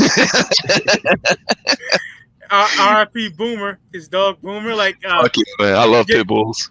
Jadakiss told a funny story how X went into the bodega to get some cigarettes or whatever. And he's sitting next to him. Yeah, Boomer's in the backseat, and Jada's like this. She's like, oh shit. And he says right before the dog looks like he's about to attack, DMX opens the door, is like, "What are you doing, Boomer? Get the fuck off him!" And he just fucking dipped. He's like, "I thought I was gonna get eaten." Yeah, he's like, don't be scared, Jay. The Boomers are family, dog. Oh, that shit was hilarious. He was just trying to get a feature from DMX, and he ended up being like hanging out with DMX for like 4 days before DMX ever even brought up the feature. Yep. And they signed on the Rough Riders. Yep. Because they were on Bad Boy wearing that shiny garbage too. You know? Yeah. Fuck Puff. I remember Jada saying he talked to like the manager of DMX, and he was like, "I'm gonna fly in Friday. I got the studio recorded. I got the studio booked for 7:30." And his manager's like, "You ain't never work with X, have you?" He's like, "You ain't gonna see that motherfucker for 3 days." And that's how it happened. Like, it took like 4 days for he even brought up the whole reason dude was in there. So he's just staying out of town, he had to pay for the studio to be held in case DMX just randomly wanted to go to the studio. And then they ended up walking in the hood, they said. And this fucking dude just came out to him and was like, "Hey, X, you want to see my studio?" And X was like, "Jada, you wanted to fucking record a song, didn't you? We got a studio right here, dude. Gonna let us have it." And they ended up recording in the hood studio after fucking holding on to fucking and paying the fucking real studio for 5 days. He just showed up at a fucking hood studio and recorded that shit. Yeah, DMX was as hood as they come. Yeah, man. Fucking teaching his dog how to jump in on his freestyles and shit. Yeah, he would like train it to do ad-libs and shit. Yep. I don't remember who it was telling that story. I don't think it was Jada again, but he's like, "Man, I was watching the freestyle and fucking X fucking stops his shit, points at the dog barks." He's like, "He's fucking trained his goddamn dog to be in on his freestyle. How you gonna get on that level?" Yeah, I love DMX. Sometime I want to do top 10 DMX songs and have you on there, brother. Fuck yeah, man. I love DMX. Like a regular Speaky Clout episode, because I'm still not over that. That hurt hard, bro. RPX. Yeah, man. For sure. Oh, Judgment Night? That's a fire fucking song of Biohazard? Yeah, I gotta go with the Onyx song, but Biohazard, that's my shit. I seen Biohazard on the Jekyll Brothers tour and became a fan of them for how dope they are live. Yeah, I remember that shit. I remember seeing that flyer and shit back then. New York hardcore. I think I bought that record because they were on that flyer. I had a random single or something like that. I bought something. I had a random Biohazard album that I bought because of that, and it had like an orange like Biohazard sticker on the front of like the the CD was orange. That's all I remember about it. They weren't nearly as good on the album as they were live. Yeah, I'm not a big Biohazard fan like that. I fuck with them. Did y'all seen them live too back then? No, I didn't. I haven't. Did they play Dead Body Man, like the beat of it when you were there? Like with the fucking bass and right on. That's what I was always remembering. They took over for like Mindless Self-Indulgence because Mindless Self-Indulgence dude got like fucking arrested the night before for fucking whipping his dick out on stage. Jeez. I remember that shit. And then go ahead, brother. And then got the bone too because Twisted couldn't leave the state because Monoxide was on parole back then, so they were supposed to be on the show and they weren't on there either. But we did get fucking Crazy Bone. Yo, man. And the show I was at was in St. Louis, the one that Jay talks about in the book, where they come out and sing, where ICP just runs out on stage and sings "Fuck the Police" with them. Crazy Bone is fucking amazing. When I was a kid, I was more of a Crazy fan, but now it's Busy Bone for me. Busy, my favorite. It fluctuates between those two. Yeah, I remember. I think I've told the story before when I saw Lotus in Cleveland. It was either Crazy or Busy. I don't remember. I think it was Crazy Bone was supposed to perform that show in Cleveland, but he had a warrant out for his arrest in Cleveland, so he didn't play. And I was so pissed. I was like, motherfucker, man. I wanted to see him. Love the face. Love Crazy Bone, bro. Thug Mentality, double disc, fire. Yeah. That's another group I was into in '96. When that East 99 came out. My dude. I had the first of the month single. I bought it like the day it came out because it came out like a month before the album. So I had the the fucking back in the day you could buy a CD single for $3.99. So I was big on those. I was doing the same thing. He had like the acapella on it. You get like the fucking acapella, you get the regular track, and then you get just like the instrumental and shit for like $3.99. So I had like first of the month up until then, and I got the fucking album when it came out, and it was even the album that had the original Crossroads on it because I got it like the week it came out. Right here, OG Crossroads. Hell yeah. Dude's wearing like a Cleveland Indians jersey or a Cleveland Indians shirt. 2 of them, both OG Crossroads, and then we got the one everyone loves. You know, the 96 Crossroads, but yeah, the remix. I got 3 copies of 1999. I worship this fucking album. Like, you know, because I was big on Creeping on the Come Up too. Oh, and then like Creeping on the Come Up was like most tasteless and fucking he got 2 of them too. OG. And East 1999 was like the fucking freak show. Like they just fucking leveled up. You could tell they had better equipment, they had better studio and shit like that, and then they brought the fire. Yeah, like 96 was definitely big time fucking Bone, and also, you know, of course, Tupac's All Eyes on Me was fucking out there in that era as well. Fucking love that album. I remember riding around in my aunt's whip, bumping All Eyes on Me with her. She loved that album. Loud as fuck, good system. And talk about like having to sacrifice back in the day to buy a CD. That was a double disc, so you had to drop like 25 on that shit. So you had to love that fucking shit to buy it. Yeah, it didn't disappoint. The double cassettes were 20. The double CDs were like 30, bruh. Yeah. You know? Straight up. And like, you can't forget, talking about Bone, you can't forget about this record. This is one of my favorites, bro. Out of War, like... Oh, yeah. The double. Oh, man. They were dissing everybody on this motherfucker. This is Mafia, Twister, Do or Die, this and all. I was just about to pull out Faces of Death. I was like, oh, shit. I wish I had that, man. I got to get that. That's almost like fucking more Juggalo than it is fucking hip hop. Like that album. They're almost horrorcore on that fucking album. 93. It's dope that like they're still cool with ICP and shit. They were at the Gathering in 2019. It's dope that they've still kept a relationship with them. Yeah, my first 2 hip hop groups that ever started like really, you know, fanboying for was fucking Wu-Tang and Bone.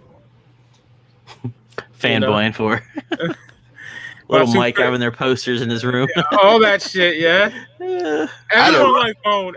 Everyone. Man, I had a Run DMC poster in 1987. The one where why you bugging?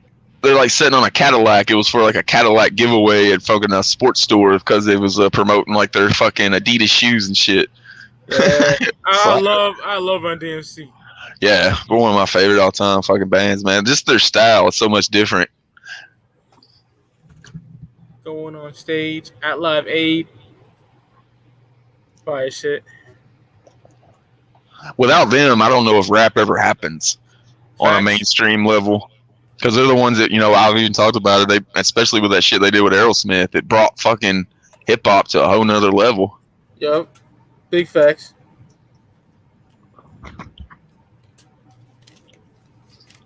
Love Run DMC. Raising Hell, Tough and Leather. Remember their DX song? I know it was fuck out of that. Oh, yeah? I can't remember what it's called. Something The Kings or something like that. But it was a dope ass fucking track. It was like on the hip hop fucking WWF shit. It was dope ass. Aggression CD is crazy, bro.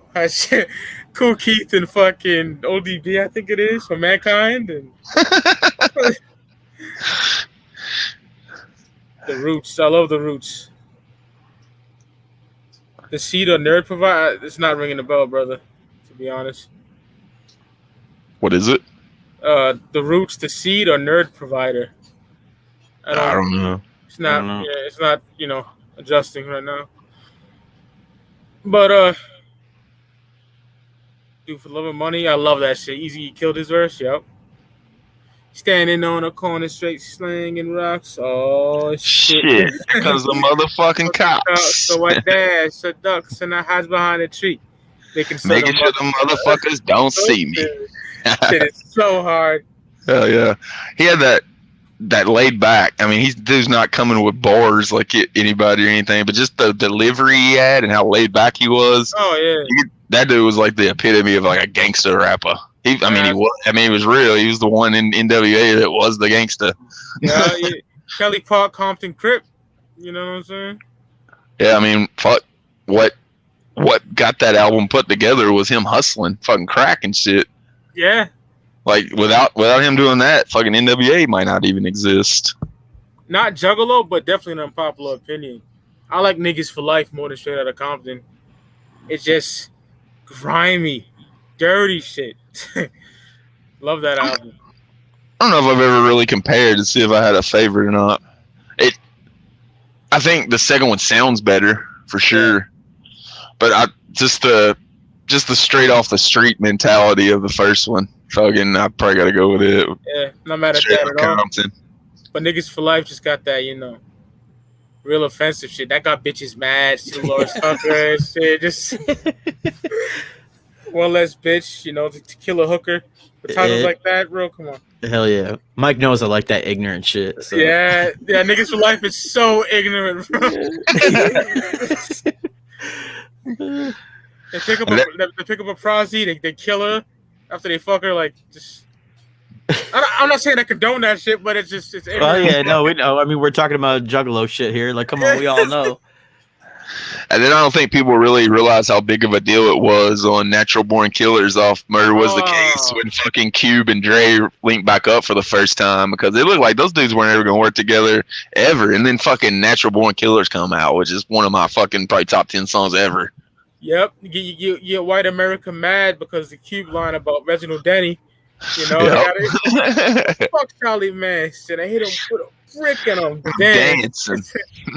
That's what the dude did. He hit Reginald with a brick and he did a little dance. Fucking Rodney King can get his ass beat, but Reginald Denny, oh no, don't talk about him getting beat up. Cube in that era, man, he was lethal with a fucking pen. Like, just check out No Vaseline if you don't believe me. He wrecked that whole fucking group. Body bag. That's why they were like hit him up as far as fucking just shutting somebody the fuck down. Ether too. Ether's like Ether, yeah. Oh, Jay-Z got annihilated. Yeah. I'm biased though, cause I'm Nas in that fucking in that fucking battle. Like, I was always like pro Nas, but yeah, Nas bodied his ass on that one. Nas is probably Nas had enough. It's like Nas is that dude that fucking has been in the hood forever, that everybody knows how to fight, and then there's this fucking dude that's just trying to fucking pick a fight with him all the time, and he don't do it because he's already got the reputation. Then finally fucking Nas has got enough, and he fucking just drops Ether on his ass like, shut the fuck up. Yep. Jay always throwing little subliminal shots at Nas, man. You know what I'm saying? And Nas said, fuck it. Classic shit right there. Cypress Hill Pigs, The House of Pain, Shamrock, Pigs. That's just hard. Man. Oh, the first album? I love that shit, bro. I remember Be Real saying they got pulled over coming home from the studio the day they recorded that, and a cop found his lyrics. Oh, shit. And once he found the lyrics, he pulled them all out and searched the whip and shit.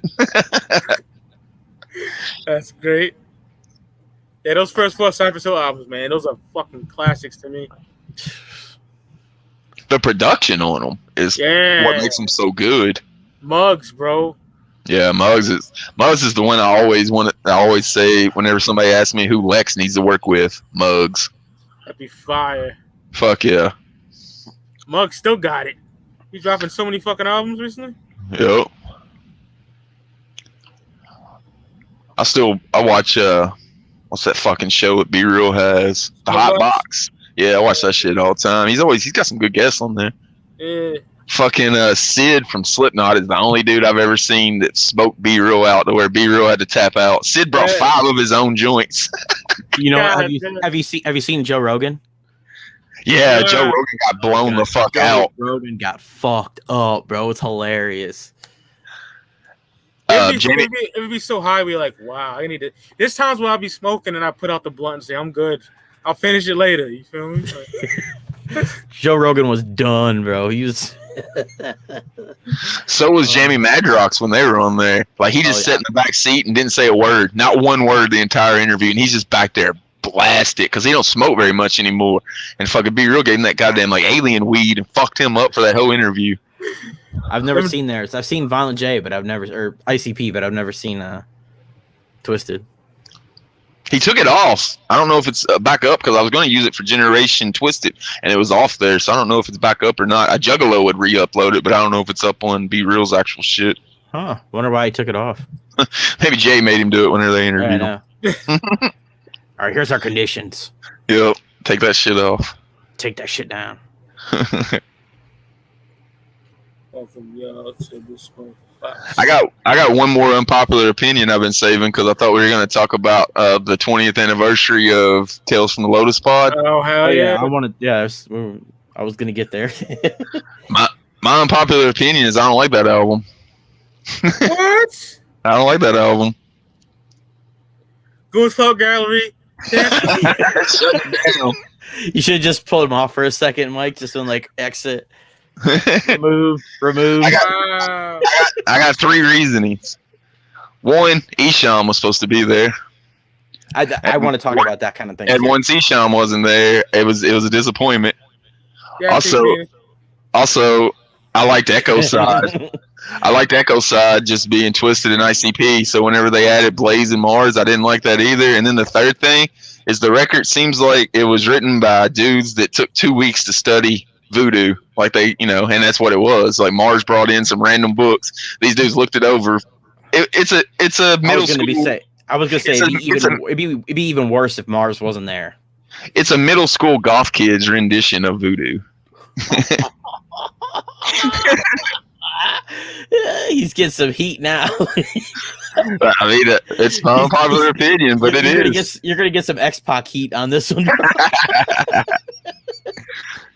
I mean, it is.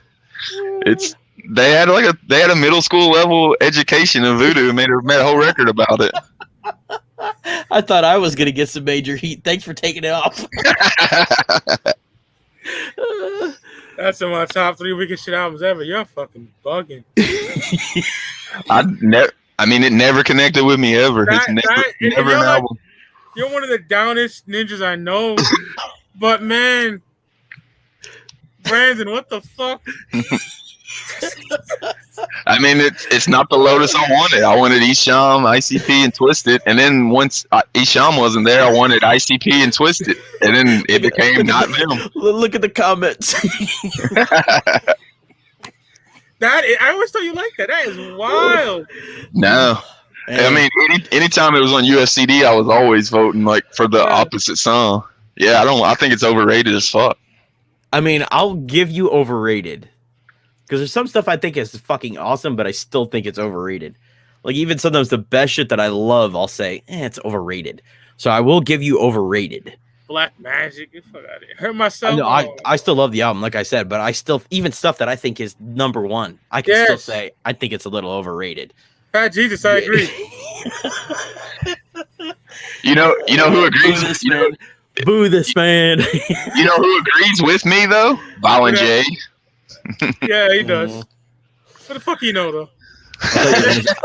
I thought you were gonna say Ronebone because of his opinions, but I don't know about that, but I do know Violent J says he don't like it. And Violent J is the biggest reason I don't like that album. It's his parts in the album. I don't like hardly any of Violent. It's that era of Violent J where he's talking over the beat instead of rapping, and I just hated that fucking shit. Oh man. Mike's just reeling. He's like, "Oh my god!" He can't even say anything. He's I know he doesn't know. I know he doesn't know what to say. That's why whenever Luke messaged and said he wants to talk about Dark Lotus, I was gonna say, yeah, that's one of my fucking unpopular opinions, but I wanted to wait to get Mike's reaction live. I'm glad we got it. I might sever your head off and fuck your mouth. Gosh, he's done, man. Shit. I think every other Lotus album's better. Man, even the last one. I think the last one's the best because Monoxide fucking kills it, and Jay's not on it much. But yeah, that's my least favorite Lotus album, and I don't even think it's that good. It's nothing I listen to or go out of my way to listen to. Like, I'm not gonna skip a song if it comes on in the playlist, but I don't go to that album to listen to. Neither, and it was also the people that I was around back then. They didn't like it either. So it kind of once that album came out, all my fucking like homies kind of stopped fucking with him. So I think that maybe those memories of that might be a little bit of why I don't like it. But that's one of the best times to be a juggler. What the fuck were y'all niggas smoking? They didn't like the fucking album. They didn't like the music. Mike's about to end the stream, bro. Mike's about to end the stream. You know, Joker's Gallery is my brother all day, but wow. Yep. Glad I waited to get that live reaction because that was fucking good. Like finding out that you got like you don't have like you got some fucking foster parents, not your biological parents. Shit. That's what I was about to say. Mike was hit with a ton of bricks, like. Yeah, man. I just never, like I said, I've always been way more Riders than I was Lotus, and biggest reason is because I never liked that first Lotus album.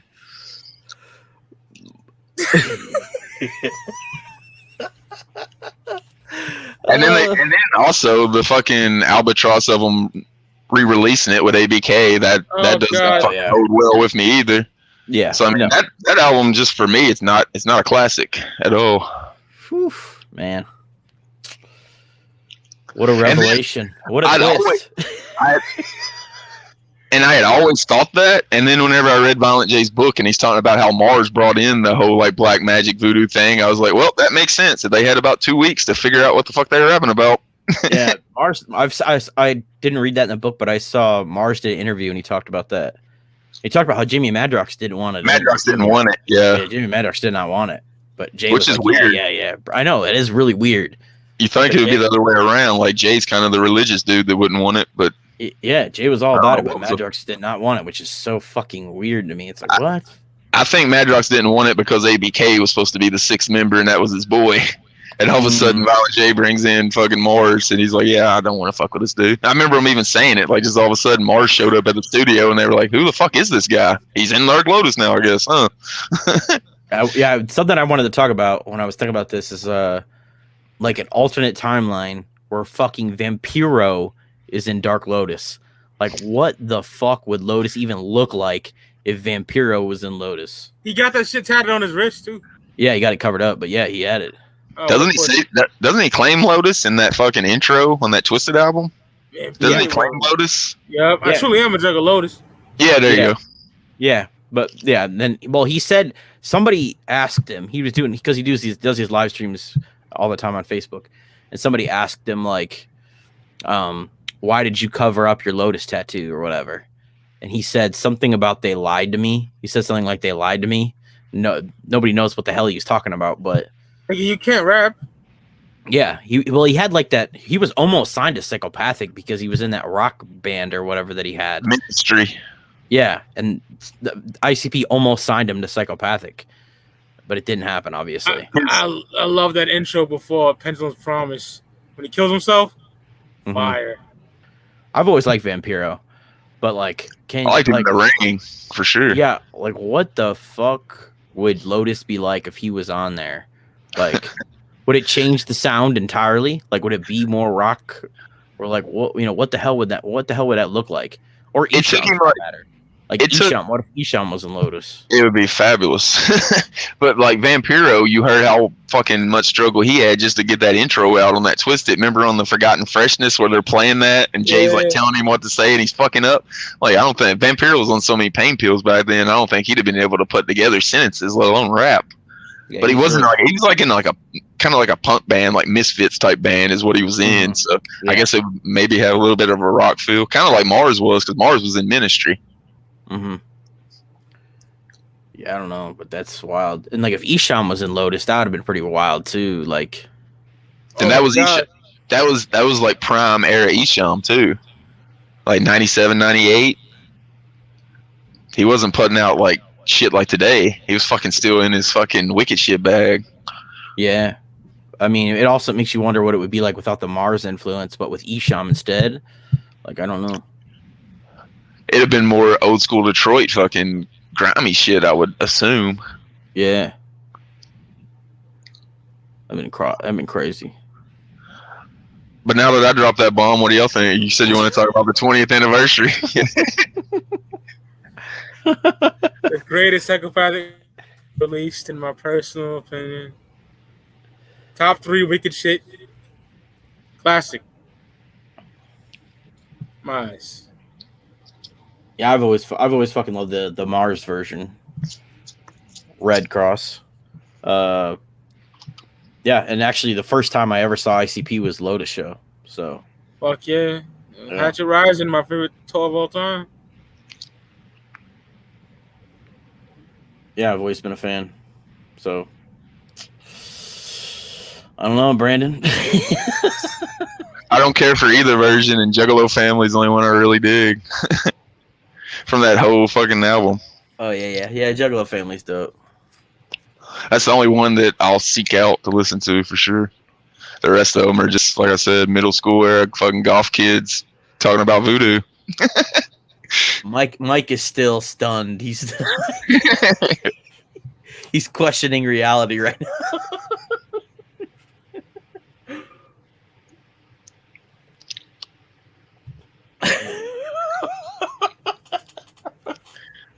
Oh man, unpopular Juggalo opinions. That was a bomb right there.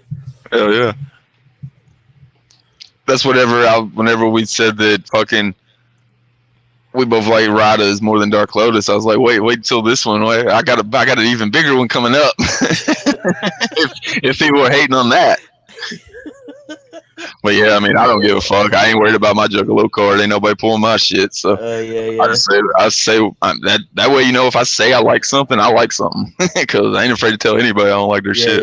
Yeah. No, for real. Like that's like exactly what I was saying earlier. Where people are like, "Oh, you can like this, you can't like that," like that kind of shit. Yeah. my like a deer in headlights. Oh man. It's not like it's some fuckboy saying it. It's someone I really like, my homeboy, man. That's like somebody's telling, like, it'd be like Mike saying, you know, like Riddlebox. Like my favorite album of all time from ICP. I don't like Riddlebox. That's just overrated. but yeah, like that's just how I've always felt about it the whole fucking time. I don't know what it was, other than, like I said, the Violent J era of him just talking over beats and not rapping.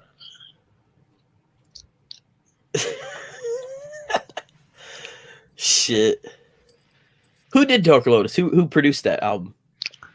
Some was Mikey Clark. That's the reason Mike Clark left, is because they didn't give credit in the booklet to anybody, and he got pissed about them not giving him credit. I guess the other half was probably like Fritz, maybe.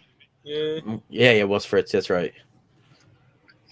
Something. The biggest thing I think about when I think about Lotus is like, Brandon, you'll probably appreciate this.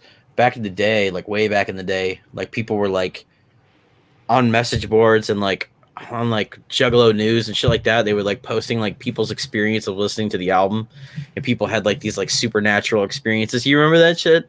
Yeah. People would post like these stories about like there was something you were supposed to do before listening to the album or something. They were supposed to fucking, they fucking was supposed to attract spirits or some shit. You're supposed to do it before you listen to the album. It was on like ICP.com or some shit. I remember people doing it and talking about fucking shit happening. Yeah. I remember people talking about like having their experiences, like, oh, this shit happened and that shit happened. It's pretty wild. Obviously, some of the stories are probably fabricated, but somebody said Mike P. Mike P was on Lotus. He might have been. I thought he was the first time around on Shangri-La, but he might have had a few tracks. Like I said, they didn't put out credit, so who really knows? Yeah, that's true. That was the big rift between Mikey Clark and ICP. That's why he's not on the 6th card, which is another reason I don't like that album. It ended the relationship of Mikey Clark and ICP. Yeah. For what? 5 years, 6 years? Yeah, that's definitely fair, man. Definitely changed his relationship with them forever. Like if that had never happened, think about like he probably would have stuck around. Like he probably I'd probably like the 6 cards. You probably I don't like them either. That's another like Violent J talking over shit era. You don't like what? The 6 cards, either of them, the Wraith. Oh, okay. Yeah, they're my least favorite of the first deck, but that's not. I don't really think that's saying a whole lot. I like Bang Pow Boom, Mighty Death Pop, and Fearless Fred more than either of the 6 cards. Wow. Mike is still confusing. He's He's like, wait, what? Joker guy, stop crazy. Oh gosh. I respect that more than the tail shit. Yeah. Yeah, I mean I could see that. I respect his a opinion. lot of people were pissed with the Wraith. Like the whole reveal and the unveiling and shit like that. Which I wasn't pissed at that. I just didn't like the sound of the album. It didn't sound like ICP. It was too polished. Mm. It was a rock producer producing ICP. Like Mike P's fucking in Zug Island. Mm-hmm. Yeah. Mikey Clark's a fucking hip hop head from the Southwest Detroit. Yeah. You talking some real shit though.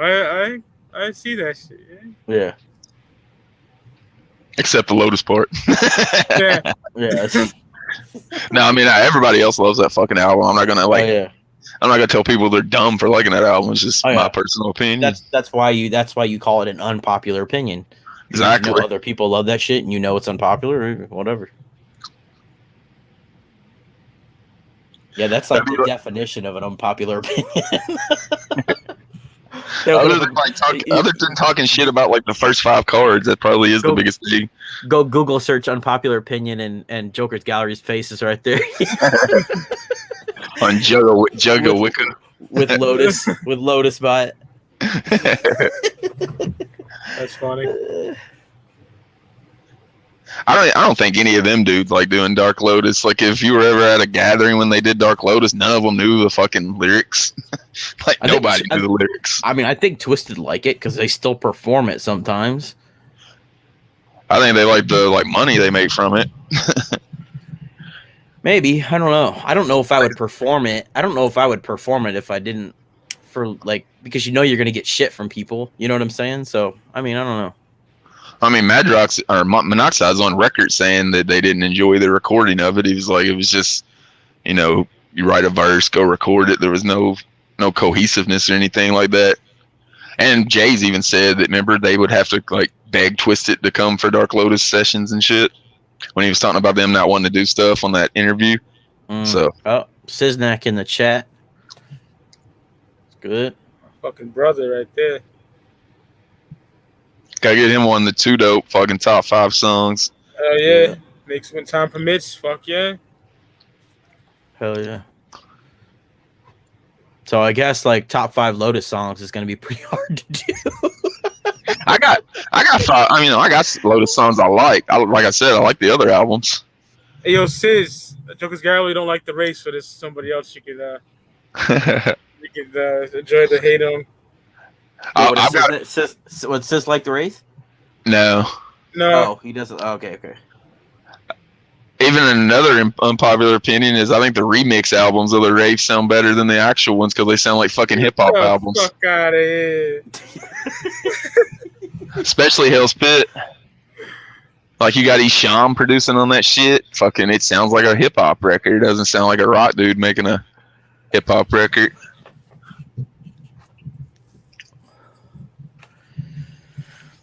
I like when Wraith came out. It never bothered me. Like I liked it. I don't think I ever had an opinion like this doesn't sound like ICP or anything.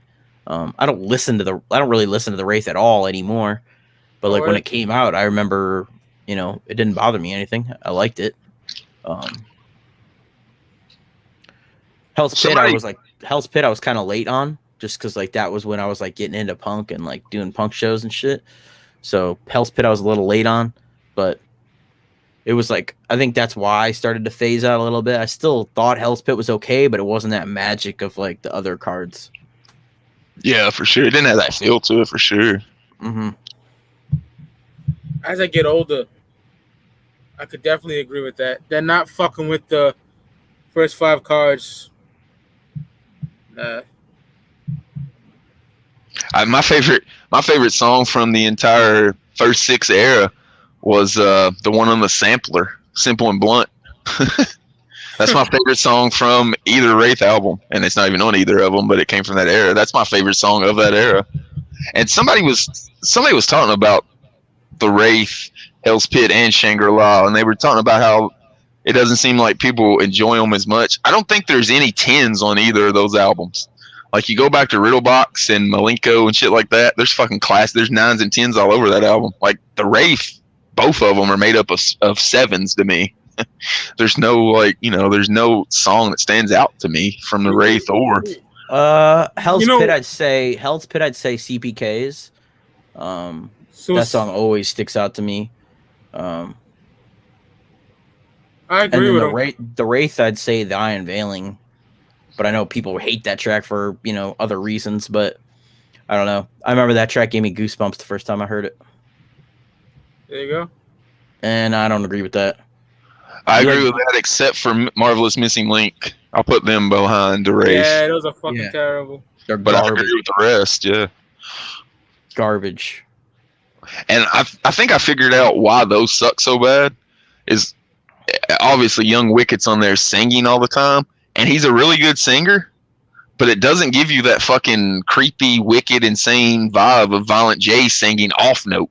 Like you need Violent J singing off note to get that crazy fucking eerie feel about an ICP thing. And Marvelous Missing Link had so much good. It was too good of singing to be on there. Like you need off key singing. You don't need a fucking pop sounding fucking singer all over your fucking Joker card. I think that's why it sucks. Is because it's too fucking clean and the singing is too good.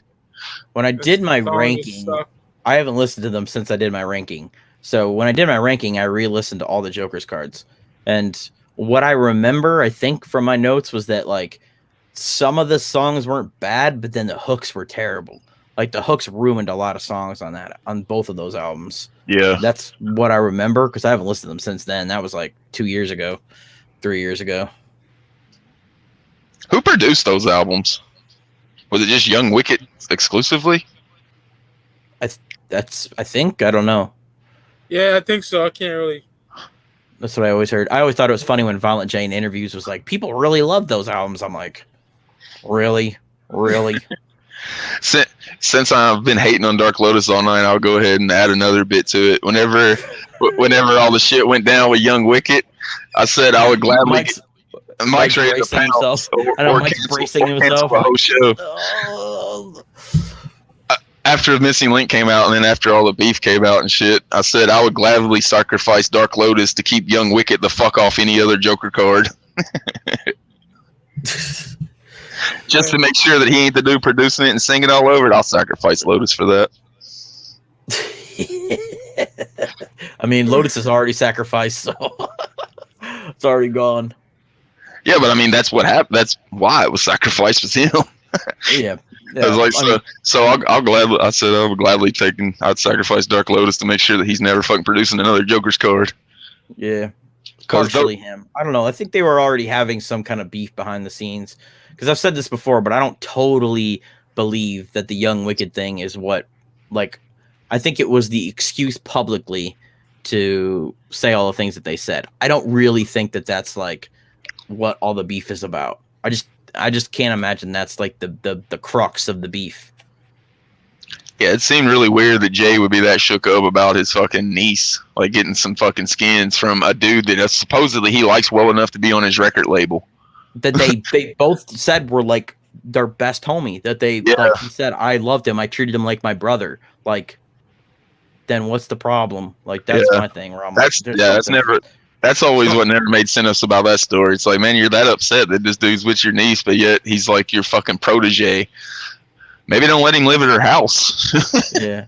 Maybe because he didn't come forward and say he did it or something. I don't know. Something's not adding up about the story, though. That's all I'm saying. It looked like he was just wanting an excuse, basically. I think the whole thing was Twisted told him, no, we ain't going to sign Young Wicked, and then he needed to come up with whatever story he needed to come up with to justify that. And that's what he came up with. He's a good storyteller. We talked about that. I'm sure part of it was they were mad that Twisted was leaving and wanted their masters. See, the whole masters deal was like a homies deal before the beef happened. The master deal was set up so ICP didn't have to come out of pocket and lose more money at the gathering, and they would just give Twisted a fucking master. It was like a homies deal. It wasn't even no kind of blackmail, and then fucking it turned into fucking a blackmail situation when Jay needed that story. They've been doing it for years. It wasn't just that. They started getting their fucking masters way before then.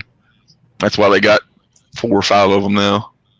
Yeah, and the fact that I know you've seen this comment on my video, Joker's Gallery. People like defending that shit about artists not having their masters is like, I don't understand that shit at all. Especially, and I understand it with the Beatles. I understand it with Michael Jackson, Nirvana. An underground group, like I said, you might get $500 off streams, and even that is something that most tasteless and freak show might get. Fucking like Mutant, that motherfucker ain't making you $43 all goddamn year, and you're not repressing them and selling them. So what the fuck is it even? What are you doing? You're getting $200 for a fucking album to stream every year. Sell that shit. Yeah, I don't get it. Right there. Mike is.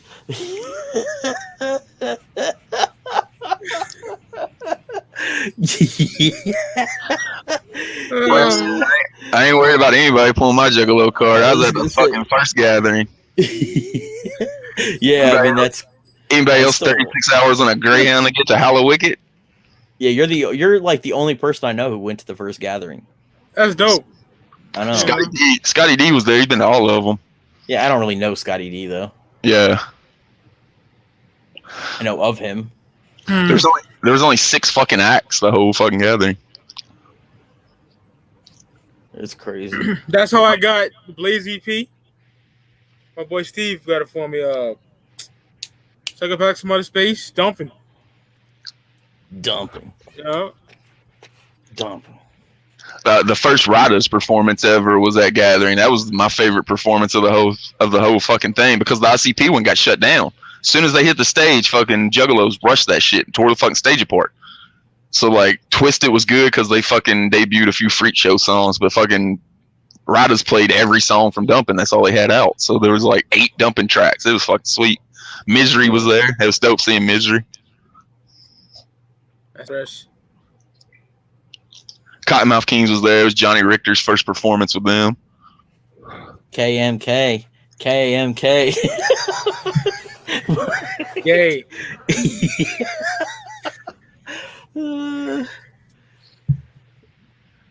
Yeah, Mike not liking Royal Highness is like me not liking Dark Lotus. he hasn't heard Royal Highness yet. Yeah, that's true. But he will. He will. I'm telling you, Mike. I think you'll like it. Word. I think you will. You like some of them. I can see you not liking some of them too. Yeah. That'd be fun. Like I said, it might turn into something funny like that Yum Yum Noodle fucking review. Like if you don't like it, it's funnier. Yeah. If you like it, you're just agreeing with us. But if you don't like it, it'd be funny as shit. I know. At least one of us will like enjoy it because that was like torture for both of us. We were both just like, oh. So funny when Brandon showed the screenshot. I know. Luke's fucking praying. I'm like. And I'm like this, like, so funny. Gosh. Yeah, that shit was fucking funny. Oh gosh. The bad reviews are the fucking entertaining ones. If it's a good review, it's like whatever fucking you're just listening to something everybody agrees with.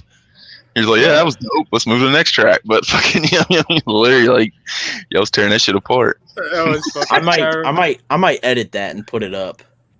Yeah, I would. It was funny as fuck. Cut off the tail end where we had everybody on and just put up the actual listening party part. Oh my lord. That was rough. Well, Mike was listening to it for the second time. Yeah. Yeah, I remember him saying, I gotta listen to this fucking thing again. I know. Because I hadn't heard it yet. And I was like, maybe I'll like it. I don't know.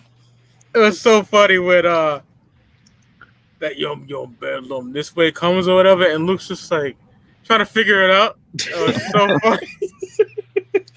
Oh, gosh. So bad. And what was even worse was after that I went on Facebook and all these people are talking about how much they love it. Yeah. And I'm just like, what? I don't believe them. I don't believe them. And then in what was it? Psychopathic Museum. Somebody posted something about it. Like, oh, shout out to Lazy and Crazy for the beat on this shit. And I'm like, I just put whack. Like the meme of the dude saying whack. I can't remember who it is. And they deleted it. They deleted the comment. I was like, oh shit. All right, maybe this is why everybody's saying they love it, because all the bad comments are getting deleted. Yep, straight up. That's the biggest problem. You could hear it in that album is there's no production. There's beat makers. Yeah, it's terrible. You got to have somebody in there telling ICP that this shit don't sound good. Mikey Clark's got the balls to do that. Fucking the dudes that they're hiring that are juggalos that are fucking, fans of ICP that are just working with ICP for the first time ain't going to tell them that their shit sucks. Yeah, it was Hannibal Buress. Hannibal Buress when he goes, whack. I think, Mike, I saw you say this before, and I totally agree. I think that they're remaking Yum Yum Bedlam. Like, I think they're totally redoing the whole album. Yeah. Because Straight Jacket, I guess, is back. Because he left, but I guess he's back now. Where'd you hear that? So I think they're remaking the whole album. Where'd you hear he was back at? I ain't heard that. I don't remember. That'd be dope. Sure he's back. He did a lot of Fearless Fred Fury, and that's my favorite Joker card that Mikey Clark didn't work on. Yeah, so I think he's coming back, and then I think they're remaking the whole thing. I think so too.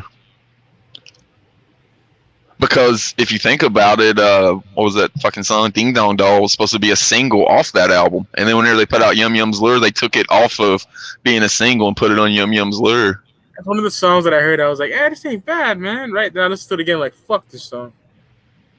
No, I didn't. I think I didn't like it at all because it had those stupid noises in it and shit. That chorus too, dude. Like it was trying to remake Toy Box, but it was just like really annoying, really annoying sounds. But they only had 30 minutes to get all the sound effects they needed, so they just looped the same one over and over and over. Yeah, it was just not good at they all. They weren't doing like the Mikey Clark fucking thing and digging through fucking crates of fucking vinyls to figure out what fucking samples to use. They went to YouTube and fucking searched and found like 4 of them and looped that shit through the entire fucking song and made it unlistenable.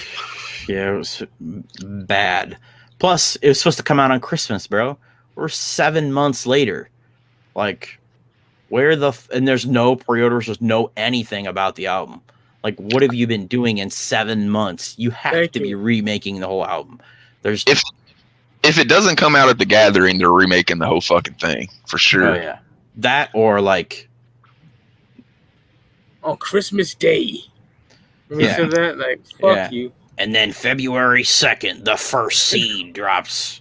And then March 23rd, the second seed drops. Then April 29th. It's like, yeah, and then Rudy and fucking Jump was like March. I know. Yep. Still nothing. And Shaggy and Jump said he had no clue about any of that. I know. They're like, you could tell by the look on their face. They're looking at each other, almost like whenever I told Mike I didn't like Dark Lotus. That was the look they had on their face. Especially Shaggy, because Shaggy's got that like expressive face. Like when something happens and he's like, it's like shit. Then he always looks at Jump Steady to like back it up. Did you hear that? Shit. Yeah, so either they're stupid as fuck for not releasing the album yet, or they're remaking the whole thing. Has to be. I would say the reception to Yum Yum's Lure would probably like boost them in the direction of we probably just need to restart this whole fucking thing. Yeah.